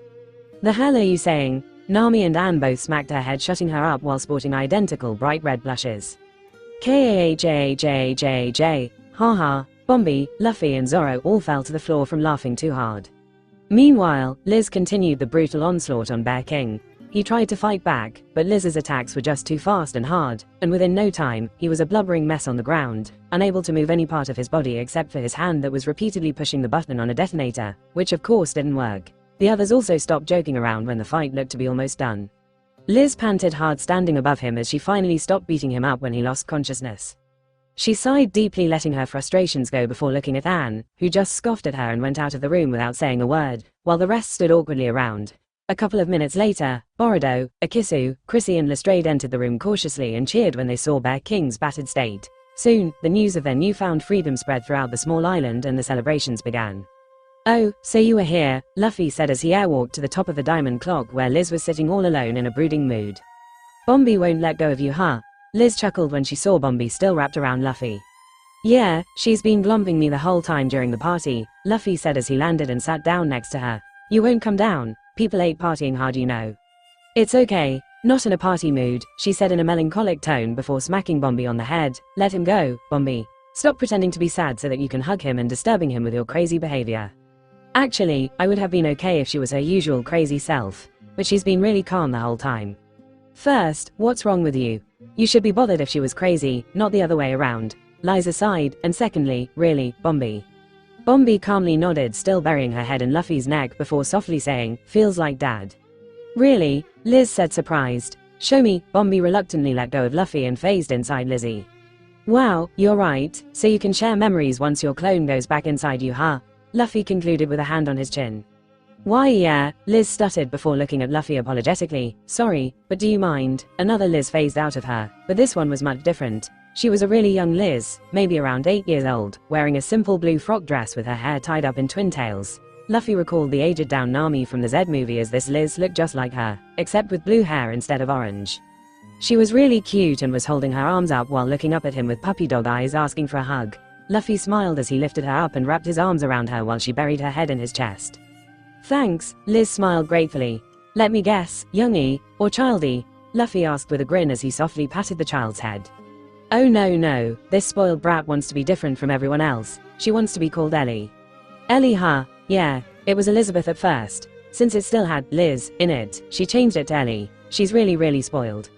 I'm not even gonna react to that right now, Ellie said as she leaned into the hug. She spoils the fantastic naming sense you have, huh? What can you do? Liz smirked, ruffling Ellie's hair. Kids get what they want. Hey, stop it. Ellie snapped, swatting Liz's hand away before putting it around Luffy again. That's my spot you're intruding upon. Bombi phased out, looking at Ellie with a peeved expression, while the little girl just stuck a tongue out at her, and before Bombi could do anything, Liz pushed her back inside. She things must be chaotic up in your head, huh? So many personalities bickering with each other.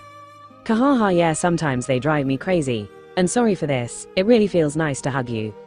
Yeah, I know, it's a thing apparently. I'm really good at giving hugs. She chuckled before pulling out a picture and showing it to him. That's our dad. He gave great hugs like you too. Luffy studied the man in the picture and was surprised to find that he had blue-colored skin, a face like that of a beluga whale, 4 arms instead of 2, he was a fisherman, and most importantly of all, he had a sun tattoo on his chest. Adopted, Liz stated the obvious. So he's a sun pirate, huh? Liz perked up with surprise before saying, you are from the Grand Line, aren't you? So are you, Luffy grinned, which she matched before the two exchanged stories. I was born in Paradise, spent a few years there with my mom until Anne was born when she died. We were poor, so I didn't have any other choice but to jump on a ship with a baby Anne, hoping we would end up in a better place. Ended up in a much more messed up place, unfortunately, but that's where we found our dad, she said, touching his picture. She then gave a deep sigh, reminiscing something before continuing, well, stuff happened, we lost him, and I ended up bringing Anne to East Blue. I see, well, I am from East Blue. Just ended up in the Grand Line unintentionally and spent a few months there. Unintentionally? Slavers, I see. The cuffs make sense now. You were forced into them, huh? Yep, and Doflamingo. She asked cautiously, what about him? You knew Traball, so wondering if you have any connections to him. None really. You knew Traball too, no connections either. She was obviously lying and Luffy didn't want to pry, so let it go. The two sat in silence for a while before Luffy spoke up again. How do you choose to stay in a place like East Blue after experiencing the Grand Line? I've been here just a few weeks and I'm dying to go back, and it's not like you're someone weak who ran away from there either, are you? Liz sighed. It's a long story, but basically I saw the true monsters of this world and my dream got crushed, and is the only thing I have left now. Luffy just hummed, not commenting anything, and silence descended once again. Ellie was the one to break it this time when she slightly separated from him and looked up at him before asking, aren't you gonna ask why I exist? What? People always ask me why I was created when they see me. Ah, you mean like that? Well, I didn't get the whole story, but judging by what I heard from your fight with Anne and what you told me just now, I think I can guess.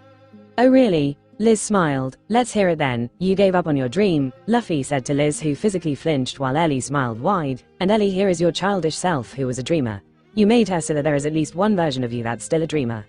You're right. Ellie cheered, throwing her hands up. Luffy chuckled as he continued, Kiki is just for fighting prowess.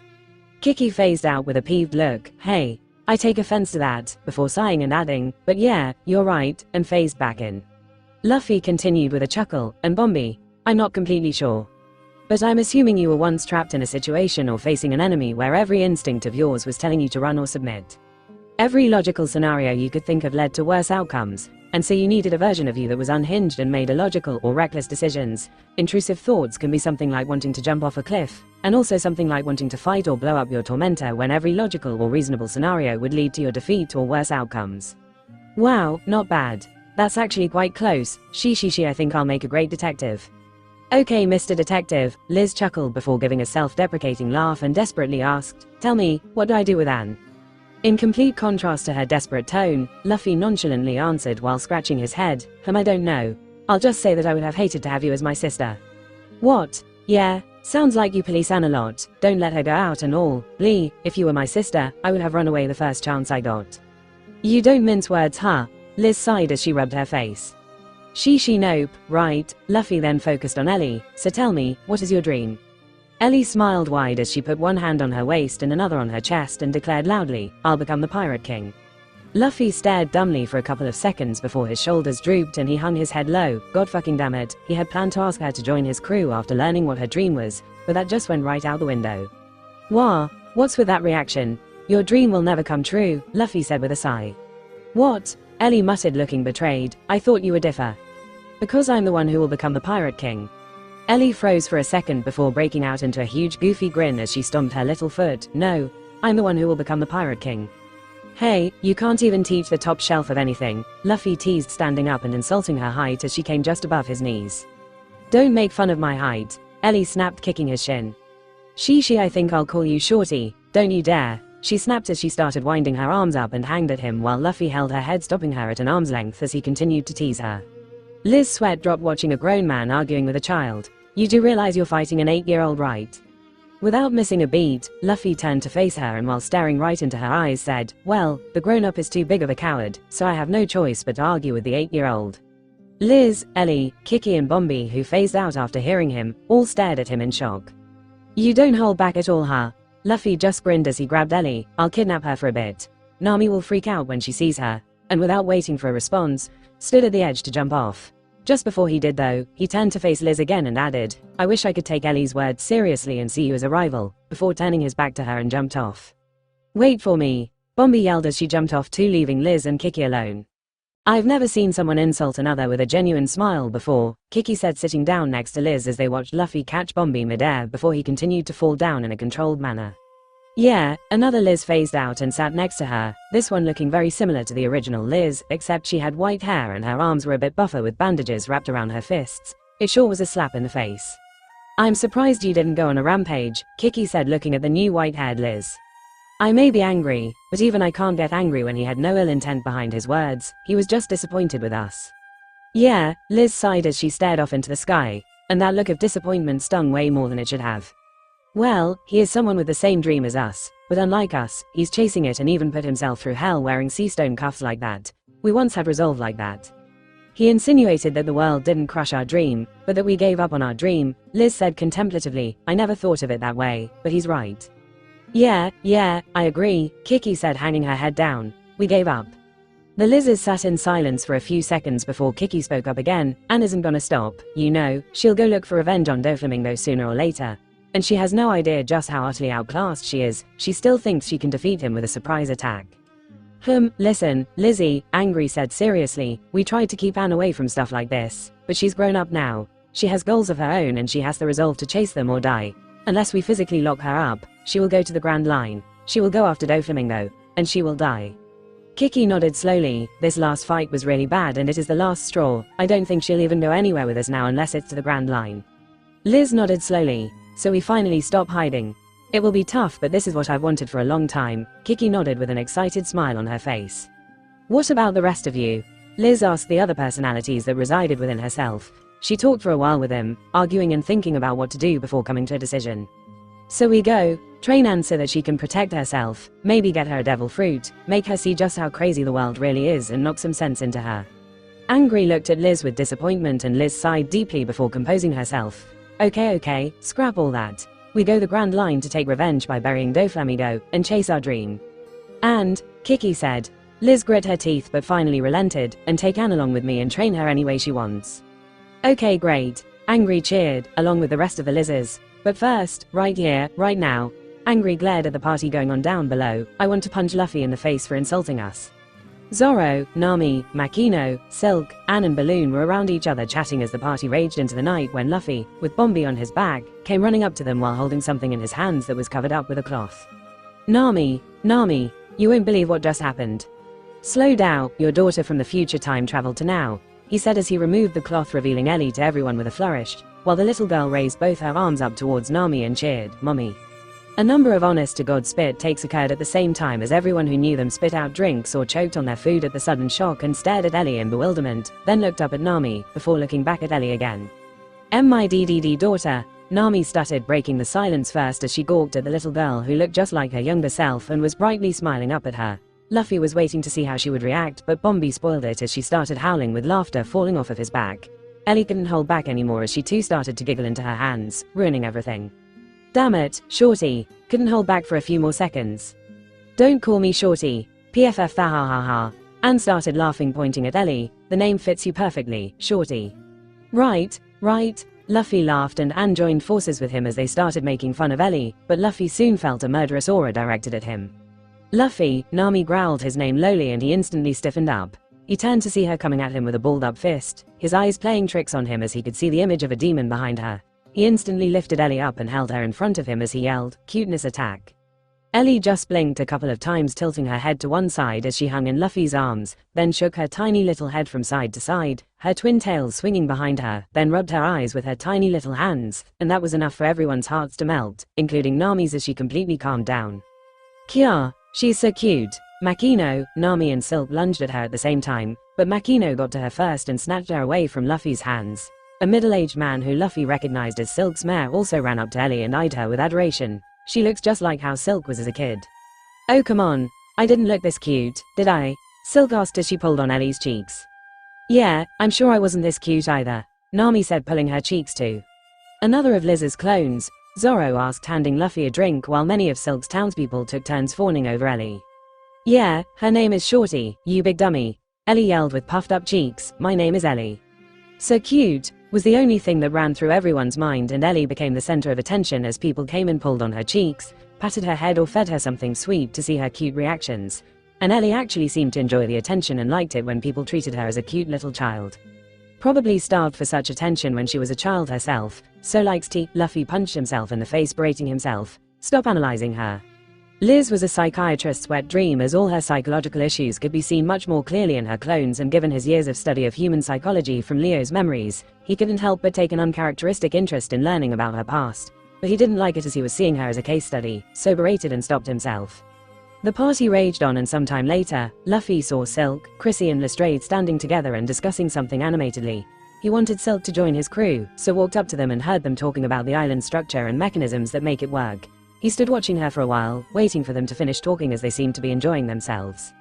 "I've never seen something so ingenious," Silk exclaimed, "the idea of gears and mechanisms that go into the working of a clock being responsible for this island to stay on top like this." She shivered with excitement. "Magnificent."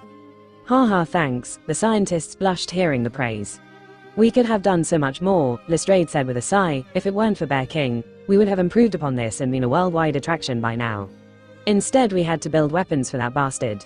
"It's fine now, isn't it?" Silk said with a smile. "Now that the island's safe, you can resume your research into whatever you want. You can make this island into an amazing place." "Yes," both scientists nodded with excitement. Luffy was about to intervene then but noticed that Silk's town's mayor was standing next to him watching Silk with a mixture of happiness and sadness. "Sup, old man?" Creeping on Silk. "I see," Luffy said with a grin, and the mayor physically flinched and turned to him getting flustered. No, I wasn't creepy," Luffy laughed as he patted his back. "Relax, I was just joking." "Ah, mayor," Silk said noticing him, and Luffy. Luffy got close to the mayor's ear and whispered, "She said my name with much more happiness, old man." The mayor gaped at him for just a second before his face reddened with anger and he snapped, "Don't tease your elders, brat." She, what's going on?" Silk asked, amused and curious. Don't worry about that. I wanted to ask you something." Join my crew." What?" Silk spluttered out a laugh. "You want me to become a pirate?" "Yes." The whole conversation where he revealed that he was a pirate had already taken place earlier in the night, with Anne readily accepting it and Silk taking a much longer time to come to terms with the existence of good pirates, but she did in the end. "Why?" Silk asked, confused at the invitation. "I like you. I want you." Silk's face blushed as she got flustered, the mayor's jaw hung wide open, and at the same time, Makino came up to his side and pulled on his ear while Nami came up to his other side and smacked him on the head. "Stop saying such misleading things, idiot." "Luffy, you know how that sounds." Makino chided him like a mother. Okay, Luffy chuckled before looking back at Silk. "I like you as and I think you're very cool. I want you as and I want you to join my crew." "Oh," Silk fanned her blushing face with her hand to compose herself and once she did, shook her head in denial. "Sorry, but no, I can't go with you out to sea. I want to stay here." Luffy's shoulders drooped down already expecting it. She considered the townspeople who raised her as her treasure, so he was doubtful whether she would leave them. "You don't want to leave your treasure, huh?" "Yes," Silk nodded eyeing the mayor. "I think you should go." Unexpectedly, the mayor spoke up against her decision. "What are you saying, old man?" Silk asked, narrowing her eyes at him. "I said you should go. You shouldn't waste your life away just looking after us. You looked so happy while talking with those scientists. You can become a brilliant inventor yourself if you just left the stupid town behind. You should go out into the world and learn new things instead of just wasting your life in a boring old town like ours." "Shut up. I'm not leaving." Luffy tuned him out when it looked like another fight was about to break out. He could see that Silk really had no desire to ever go out to sea and she valued her townspeople more than anything else, so he gave up. He was about to go somewhere else to explore the island when he suddenly picked up a strong hostile intent headed right for him. He grinned recognizing who it was and instantly scaled up a building so that he could be easily spotted by the other person. He saw Liz coming at him and when they locked eyes, Luffy grinned as he started running away from the crowd while Liz chased him. Once he got far enough, he stopped, cracked his knuckles, wound his arm up and threw a punch, just as Liz threw angry at him and their fists collided creating a massive shockwave. Luffy grinned as he studied the new white-haired Liz, who seemed to be extremely angry at him as her veins were bulging on her forehead. "Who are you?" "The name's Angry," she said as she threw another punch, which Luffy matched creating another shockwave. "Angry? Why not Wrath? That's so much cooler." Another fist collision. "Doesn't fit with the naming sense." Another fist collision. "Raggy? Don't like it." Another harder fist collision. "Furious-y? Nope." Another harder fist collision. Maddie." Angry actually stopped and blinked in surprise. "You know, like mad, Maddie? Yeah, I got that. Just surprised how I never thought of that. Maddie is great. I'll be Maddie from now on." She great." Another harder fist collision. "Are we done testing each other?" "Well, this is the only thing we can do here, you know." Another fist collision. "If the two of us fought here seriously, we'll end up destroying the island." "True, so will I get to fight you somewhere else someday?" Liz came up and jumped where Maddie was, phasing into her before she threw a punch which Luffy matched and their fists connected, only this time, it created a much bigger shockwave. "Yeah, let's fight seriously when we meet on the Grand Line," Liz declared and felt a rush of excitement when she saw Luffy's eyes gain a shine he didn't have before while looking at her. Nothing else needed to be said as they both brought their fists down. Luffy understood that she was going to be chasing her dream after all and cheered internally while looking at her with excited eyes. "I think I just created a new future supernova." What are you staring at? Liz asked as she discreetly put her hands behind her back and massaged her aching fists. Damn, the idiot's much stronger than he lets on, and he was still holding back. She, I know your fists are hurting, no need to hide it. Liz blushed in embarrassment as she tried to defend herself. I'm just rusty, that's all. I'll show you my real strength the next time we meet. Looking forward to it, Luffy said, sincerely causing her to blush more. Let's go back to the party. She hastily changed the topic. I need to let Bombi and Ellie know. Ooh, so you can't just telepathically talk to your clones? Luffy asked as they walked back. No, need him to phase into me for memory exchange. And I've seen you all wear different clothes, and Bombi can also phase into you while still wearing a bag, so technically, Bombi could just carry whatever she wants and phase into you, and it'll serve as an unlimited storage space, won't it? Yeah, already thought of it, but it won't work. I feel the weight of whatever my clones carry while phasing into me, so it can't be more than what I can carry. Usually, I feel like I'm wearing a few layers of clothes on me. Ah, okay, what's your ability by the way? Don't tell Nami and Zoro, I'm playing a guessing game with them, Luffy said as he stretched his lips unnaturally wide. I ate the Gomu no me. I'm a rubber man. How lame, wah. Take that back. You stretch? Wow, how amazing, Liz drawled sarcastically. I thought it was something dangerous since you suppress it, but that's it. Hey, stop making fun of it. It's the best power in the whole world. Sure it is. Oh no, I see a man who can stretch coming at me. Whatever will I do? Hey, Maddie and Kiki both phased out laughing at him as they piled on the insults, and they all kept arguing until they reached the party where Ellie was still the center of attention and Bombi was biting someone, probably following some intrusive thought. Anne was also there talking animatedly with Nami and Zoro. Liz first went up to Bombi and phased her in and out of herself, exchanging memories, and Bombi dropped her jaw, becoming very excited. She went to Ellie next while Luffy walked up to Nami, Zoro and Anne. Ah Luffy, Nami waved when she spotted him. Anne here wants to say something. Luffy. Anne looked at him with expectation and excitement, not even acknowledging Liz. I just heard that your dream is to become the Pirate King. Yep, so you'll be going to the Grand Line soon, right? Yep, then let me join your crew. I know you haven't seen me fight, but I usually tag team with Balloon. I'll show you once Balloon's wing heals. Gwa. Luffy became excited and was about to nod, but Bombi and Maddie both pounced on him suddenly and pinned him down while clamping his mouth shut. MMMPH. Luffy deflated, knowing what was about to happen. Sorry Luffy, Bombi said apologetically, as much as I love you, I won't let you have Anne. We just met today, Luffy whined internally. Liz. Anne's angry scream tore through the party, silencing everyone. Fucking stop. I won't listen to you anymore. Wait. Liz hastily placated her, seeing that she was furious beyond anything she was ever before. I'm going with him and that's final, Anne stated and started walking away, stomping her feet furiously. Anne wait. Liz pleaded, but when she didn't even acknowledge her, she yelled, I'm heading to the Grand Line too. Anne froze mid-step and snapped her neck back at Liz. What? I said I'm heading to the Grand Line too, so, come with me. Are you being serious right now? Yeah, Ellie. It's true, Ellie proudly nodded. What brought this on? While the sisters were talking seriously, Luffy was more concentrated on Maddie, who was on top of him. Her white hair was falling on his face and he wondered why she would have white hair, unlike the other clones. She's Liz's angry side personified. She's probably always under immense stress and fell victim to Marie Antoinette syndrome. He nodded to himself sagely, thinking he was most probably right, before realizing he was analyzing her again and sidestepping himself. He came out of his thoughts when he felt the pressure lifting off of him and saw that Liz and all her clones were hugging Anne while she cried happily. He stayed on the ground, feeling sad that another potential crewmate was taken away from him when Nami and Zoro crouched down next to him after noticing his dissatisfied expression. Wow, rejected twice in one day, huh? Nami said with an amused smile as she patted his head consolingly. No, I think you wanted Liz to join too, Zoro added with a smirk, so 3 failures in one day. Jerks, Luffy pouted while the two laughed at him. What's going on? Luffy asked when he woke up the next morning to find Silk, Anne and Liz all staring at him. He had slept in a random bedroom he had found in the castle the previous night, and now, all 3 girls were gathered around his bed looking at him suspiciously, especially Liz, who seemed to be on guard. You said you knew Anne and Silk. Liz started getting straight to the point. I thought Anne wasn't telling me she knew you because of our fight, but she really has no idea who you were until yesterday. Yeah, I'm pretty sure I would have remembered someone like you if we had met, Anne added. You also knew me, Silk asked. Last night too, you knew what I consider to be my treasure even before I said anything, and you even brought my arm. How do you know me? Luffy sat up straight, already expecting this, and told him the answer he had prepared, which actually wasn't too far from the truth. Best way I can explain it to you is that I saw Anne and Silk in a dream once.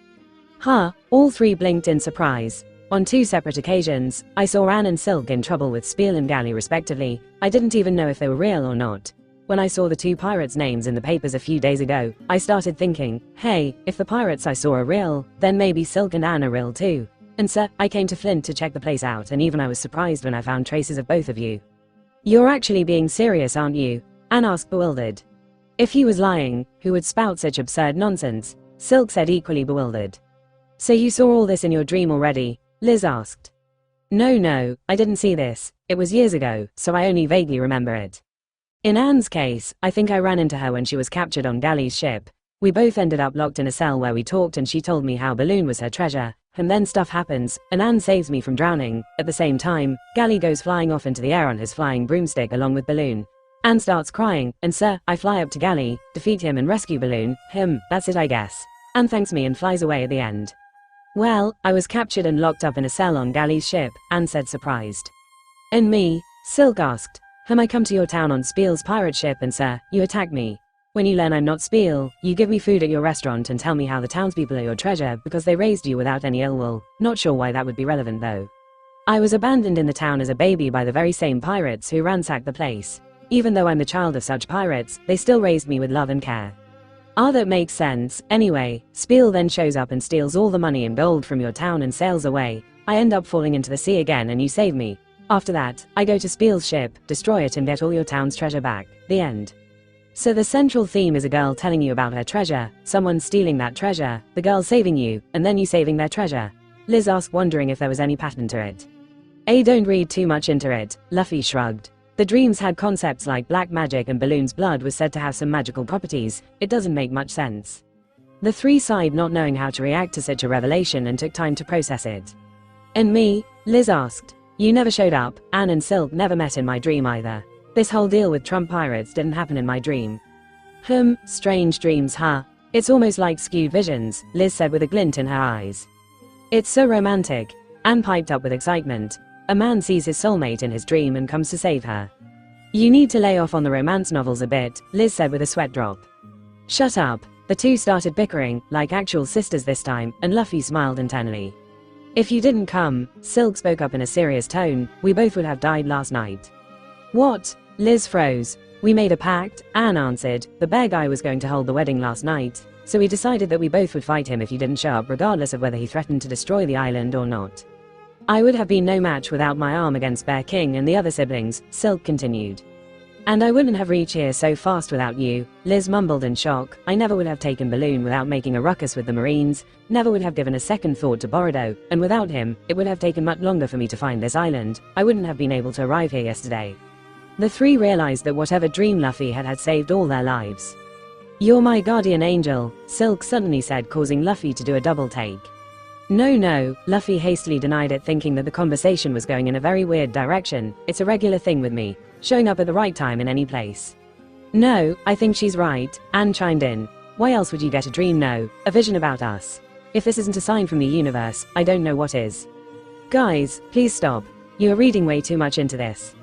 They didn't stop, however, and turned him into their own personal guardian angel, while he wondered how he would get rid of that misunderstanding. Luffy, Liz suddenly said with a strained face, I think you should run.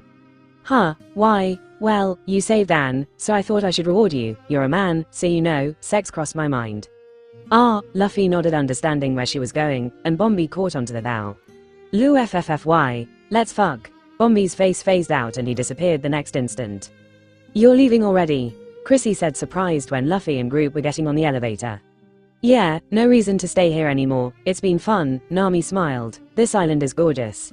Hope you make it an even better place now that you're all free after 7 long years of tyranny.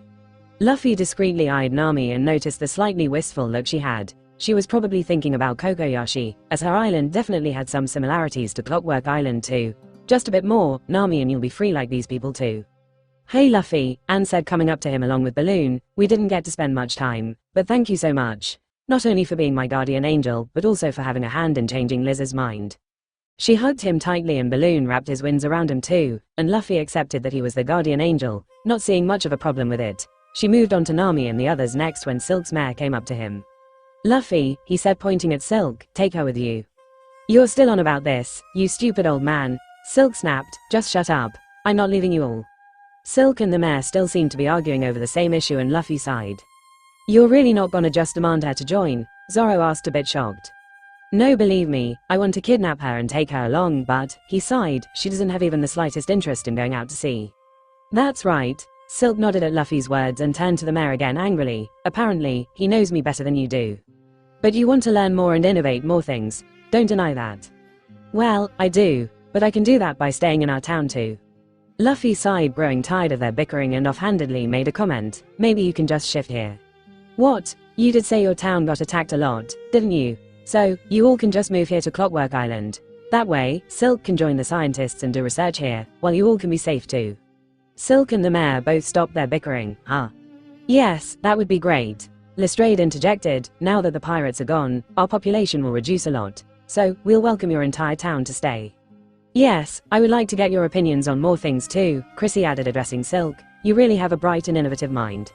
While Silk and the mayor were seriously considering it, the scientist couple suddenly turned to him and hugged him with tears in their eyes.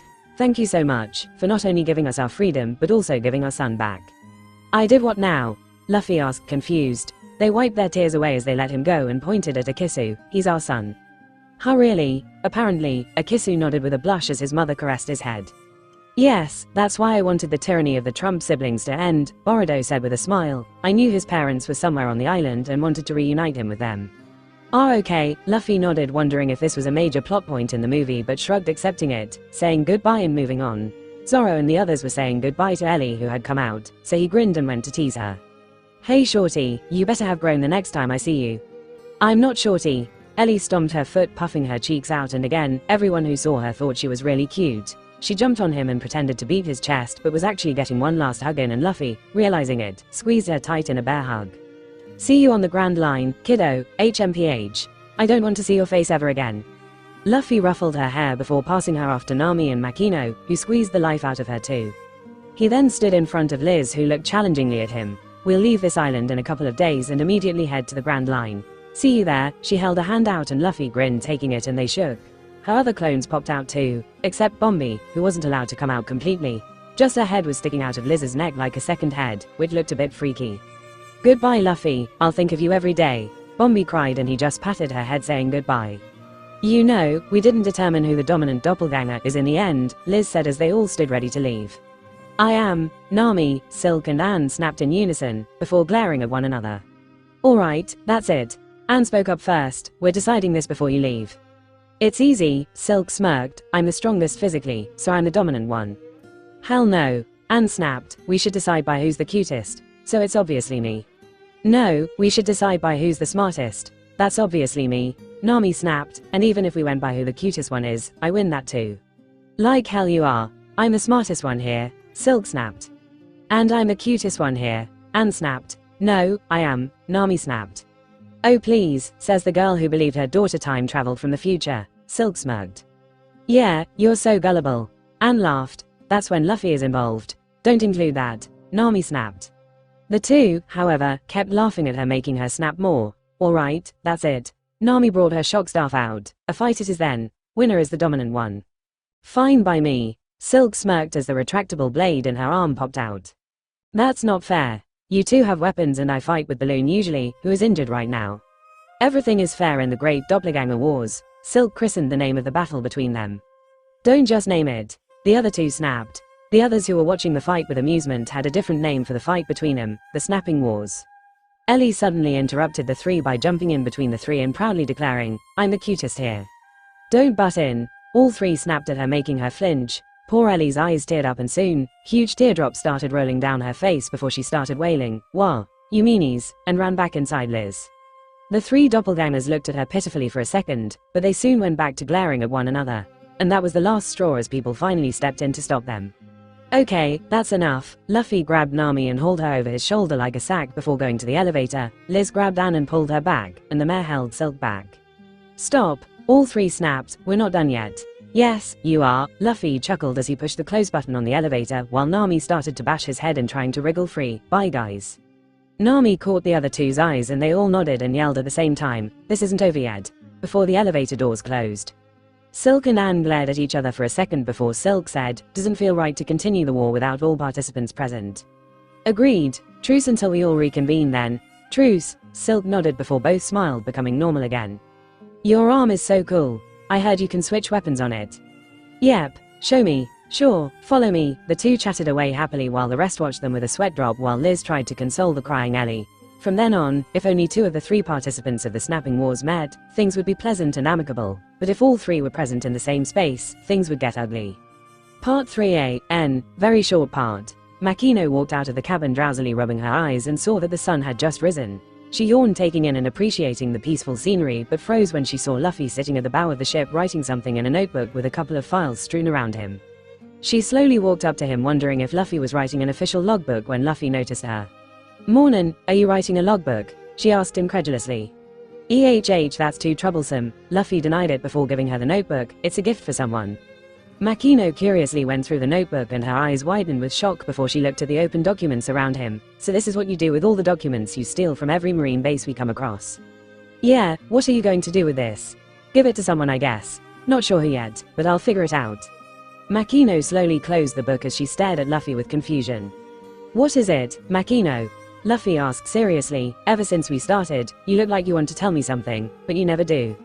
It's just, Makino stuttered, looking like she was unsure of what she wanted to say, but finally decided to say something, uncaring if it made sense or not. Just, what happened to you, Luffy? I haven't asked much of what happened during the 2 years, but you've changed so much. Many of them have been good changes, sure, but she put a hand on his cheek. I can't explain it properly, but your smile, it's still bright, yes, but it isn't as wide as it was before. Not physically wide. Ugh, I can't explain it properly, but it seems, I don't know, darker, like you're forcing yourself. Can't fool people who knew me before, huh? Luffy nodded slowly and she continued.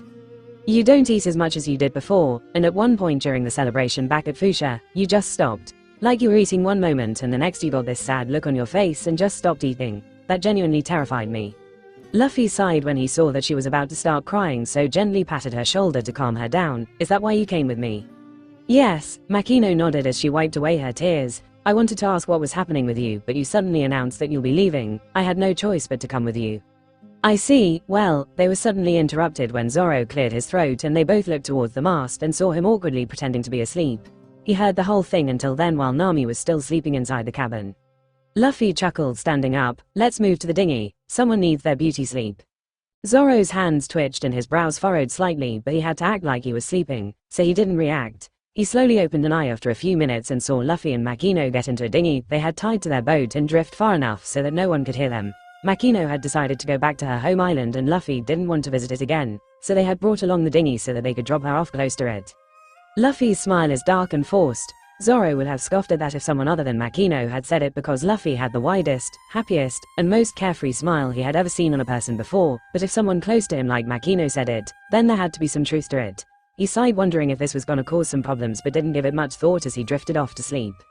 Meanwhile, Luffy rowed far enough so that no one could eavesdrop on them and sat across from Makino, who had composed herself. She began before he could say anything.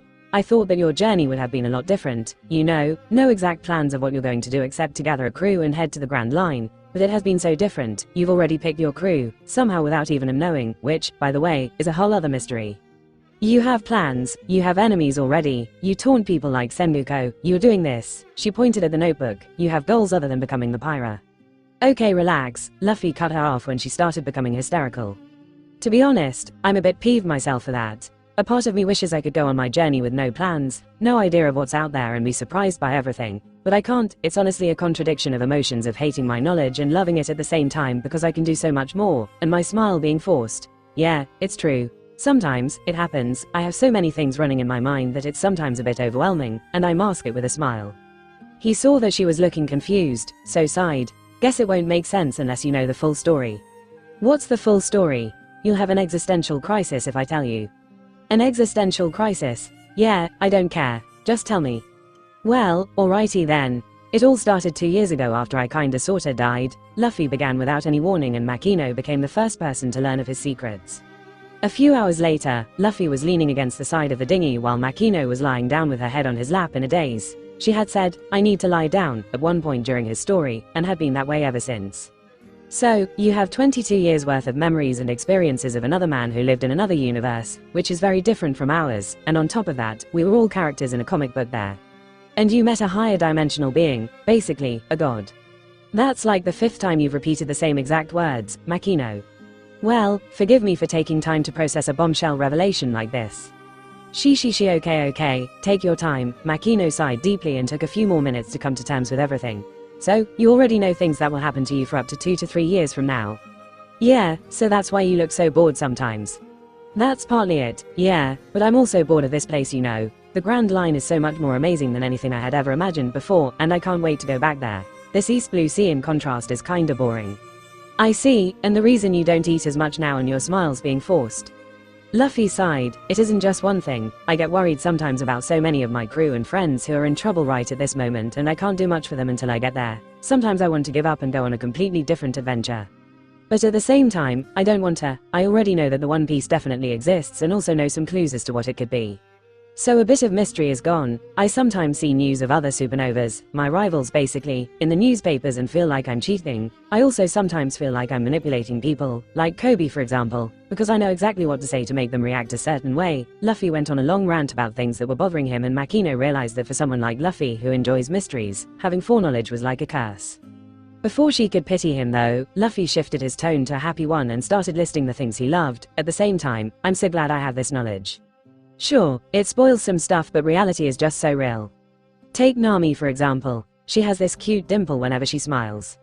She has a writer's bump on her finger. She really smells like tangerines. She gets this messy bed hair in the mornings. She snores a bit, albeit softly. She likes to use flavored toothpaste rather than bland ones. All these little things might not mean much, but when everything is added, she is so much richer in character than I could have ever imagined from seeing her in a comic book. I know what she'll say or how she'll react if I say or do certain things from the story, but it's just a few instances. You must have noticed that I have so many pointless and silly conversations with him, and that's because I don't know how they'll react to those things, and it's honestly refreshing for me. Like Zoro piling on whenever I tease Nami. I love that he does that. The same goes for my adventure. It's just the start, but I've already met people like Silk, Anne and Liz, who didn't exist in the story, and now that they're out in the world, I'm excited to see what they'll do. I know some parts of my adventure will be the same, especially at the beginning, but I'll keep affecting and changing things whenever I can, and a few months later, I'm sure the butterfly effects would have piled up enough that even I'll be surprised by stuff that happens. Rather, I'm even more excited to see what kind of changes I can make. I also know the history and lore of this world that no one could possibly know. And that just adds so much richness to my journey. So many unanswered questions and mysteries are out there, and I'm dying to find out what they are, and without my knowledge, I don't think I would have appreciated it much. Just in the story, this world seems so amazing, but now that I'm going to visit all those places, I know that they'll be so much more amazing even though I know what to expect. Makino's mind was filled with dread when she heard Luffy talking about all the things he didn't like because of the foreknowledge, but it quickly changed to one of ecstasy when he started talking about the things he loved. She saw his eyes shine, heard his voice tinged with happiness and excitement, saw his smile being the brightest she had ever seen on him, and her heart calmed down knowing that her Luffy was still the happy-go-lucky rascal she had known, even though he had changed so much. So Makino, Luffy concluded as he caressed her hair, there are good and bad things that have come out of this, but I'm much more excited about the good things. You don't have to worry about me, okay? I'll do great. Makino softly nodded, knowing he was being honest, and sighed in relief, feeling a weight lift off her chest. Tell me about this other life of yours. Ooh, their world wasn't as great as ours, but they had some pretty amazing things too. Like phones and the internet. I miss them so much. They spent pretty much the entire day in the dinghy, with Luffy feeling happy that he could finally talk about these things with someone, and Makino had a mind-blowing experience learning about this whole other world and also some things about their own world. 3 days later, Makino stood on the dinghy as Nami hugged her goodbye while the two men stood waiting for their turn. Luffy didn't want to go back to Dawn, so they were leaving Makino around 30 minutes away from said island, and that was also the reason they had brought the dinghy along with them in the first place. You sure you can't come with us? Nami whined. I'll have to look after these two moronic children all by myself now. Hee, I'm sure you'll do great. Makino patted her back gently before they separated. Zoro just waved at her and she smiled amusedly at him. The cool, no words goodbye, huh? Zoro faltered, clearing his throat. Ahem, it's been fun having you around. I'll take what I can get, Makino giggled, patting his head before turning to Luffy. Take care, Luffy, she said, hugging him. Don't do anything too reckless now. You know I can't promise you that, Makino sighed, patting his head. Just be safe, okay? Yeah, the other two didn't know what had happened between them, and they didn't pry either, knowing it was something private between them. After the day where they had spent the entire day on the dinghy, Makino was in a sort of daze, lost in her own thoughts, and over the past 3 days, she would many times just get close to Luffy and the two would converse in very hushed voices. Zoro, especially, thought that some drama would occur between the two after what he heard about Luffy's smile, but contrary to what he thought, they only seemed to have grown closer. "And you too," Makino said, looking at Zoro and Nami. "Please keep an eye on him. He's going to be too reckless sometimes." "We'll try," they said, and Luffy instantly followed it with, "And they'll fail," earning him a couple of smacks. Makino giggled, knowing Luffy was in good hands, and soon found herself alone on the dinghy watching the three setting sail. Just before they did though, Luffy turned to her looking serious and asked, "What's the scariest plant in the world?" "Huh? What?" "Bamboo." Luffy yelled the "boo" part, and Makino slightly flinched before she started giggling. Again with the stupid jokes, Nami sighed as she unfurled the sails and the boat started moving away. "I actually like this one," Zoro said approvingly. "Oh, if you like that one, I got another. What do ghosts use to wash their hair?" "Let me guess, shampoo," Nami deadpanned. "No, are you stupid, Nami? Ghosts don't need to wash their hair at all." "Yeah, ghosts don't bathe in the first place," Zoro added, and both men shook their heads as if disappointed in her, earning each of them a bump on their head from an irate and blushing Nami. "Bye, Makino," Luffy yelled, waving as they got further away, and Makino waved back, laughing at their silly banter. She kept watching him as they got smaller and smaller and sighed when they disappeared on the horizon before slowly heading back to dawn. The silence was deafening as all she could hear was the gentle sea and winds, in stark contrast to Luffy's usual noisiness that she had become used to for the past month. She sailed silently until she spotted Fuchsia village, and when she got closer, she saw fishing boats, saw people at the shore just hanging around, saw people walking about in the village, everyone just going on about their normal daily lives. She suddenly furled the sails, stopping the dinghy just a few hundred meters away from the island, and just sat there staring at the peaceful normal scenery for a long time with a blank look on her face. He was right, I'm having an existential crisis, she sighed softly, massaging her face. Chaos and excitement were always a factor when she was with Luffy over the past month and on Clockwork Island, leading the people to safety while taking out pirates along with Silk and the others had been a lot of fun. And then she had learned about the existence of multiverses, higher dimensional beings, the whole other world and life Luffy had experienced, heard about some of the crazy islands in the Grand Line, heard about Roger's reaction when he saw the One Piece and why he named the island Laughdale, heard about some of the mysteries like the Will of D and the Void Century, heard about creatures big enough to hold an entire island on their backs, islands made out of food, and after all that, after learning that the world had so much to offer, after hearing Luffy talk about all those things with bubbling excitement and becoming interested and excited herself, she now had to go back to her normal life on Fuchsia, in a normal, unexciting, small part of the world where she was a normal barmaid. She sighed deeply, thinking about her life choices. She had never aimed to be something else, had always been content with building a family for herself, having kids, raising them, just the normal life. But that was all in the past. The first 6 months after Luffy disappeared, she had always gone out to sea to search for him, and even when she stopped going out, she always went to the Goa Kingdom's marine base to call Garp or Sengoku and shout at them to search for him. She had felt so helpless all those months, and the need for power grew in her so that if something like that happened again, she would be in a position to help and not feel so useless. She knew she physically couldn't get strong, so all that she had left were her connections. Connections to people like Garp, Sengoku and also Luffy, who might not be influential currently, but he would soon. But she had no idea what exactly she could do with connections like that other than telling Sengoku about corrupt marines, bastards like in Flint, and have them removed. But that's all the power she had. The thought of going with Luffy on his journey did cross her mind, but she knew she would be nothing more than a burden. She knew she couldn't go on a grand adventure knowing how weak she was, but she still wanted to do something. She felt, in the grand scheme of things, insignificant, and she wanted to change that, especially knowing that the world would soon turn chaotic. She kept thinking about it and sat in the dinghy staring at the village for hours without moving. Only when the sky darkened did she finally go back, hoping the helpless feelings she had would soon go away. A week later, the feelings still hadn't gone away. 2 weeks later, she didn't bother opening the bar anymore and people started to worry for her. A day after that, Luffy called asking how she was doing, and she faked a happy voice and told him that everything was great. Just a couple of hours after that call, however, she received another call that changed her destiny. It was from Silk, who was calling to ask for a favor. She and her townspeople had apparently moved to Clockwork Island and were facing some issues with pirates, which she hoped Makino could do something about. Silk had apparently received a call from Luffy asking how she was doing, and when she confessed that they were having problems with pirates, he had told her that Makino could help them, and thus she was calling her. Makino didn't hesitate for a moment and jumped at the chance. A week later, she was back on Clockwork Island, and she stayed there. Under the influence of Makino, along with her contacts like Garp and Sengoku, and also sometimes Luffy, along with his endless contacts, Clockwork Island exponentially grew like no other island before, and Makino eventually became its queen. A very short few months after Clockwork Island gained freedom from the tyranny of pirates, it became extremely popular in East Blue and people from all over visited it as a tourist destination. It soon grew to become the most famous island in East Blue, earning the title of the Crown Jewel of East Blue, and even started attracting people from the other blues and even the Grand Line. The scientists, engineers on the island led by Silk, Chrissy, Lestrade and a secret fourth member made massive technological advancements and turned Clockwork Island into a technological haven.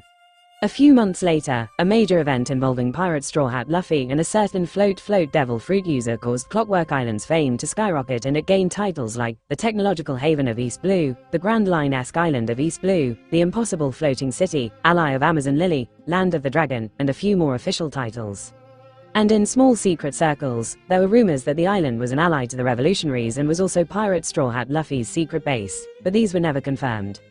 By the time the next reverie arrived, the island had grown too powerful to not be offered a seat. Thus, Makino, the Queen of Clockwork Kingdom, along with Silk, her second-in-command, and a few of their cohorts, found themselves attending the reverie at Mariage among the other royal families of the world. But all this is a story for another time.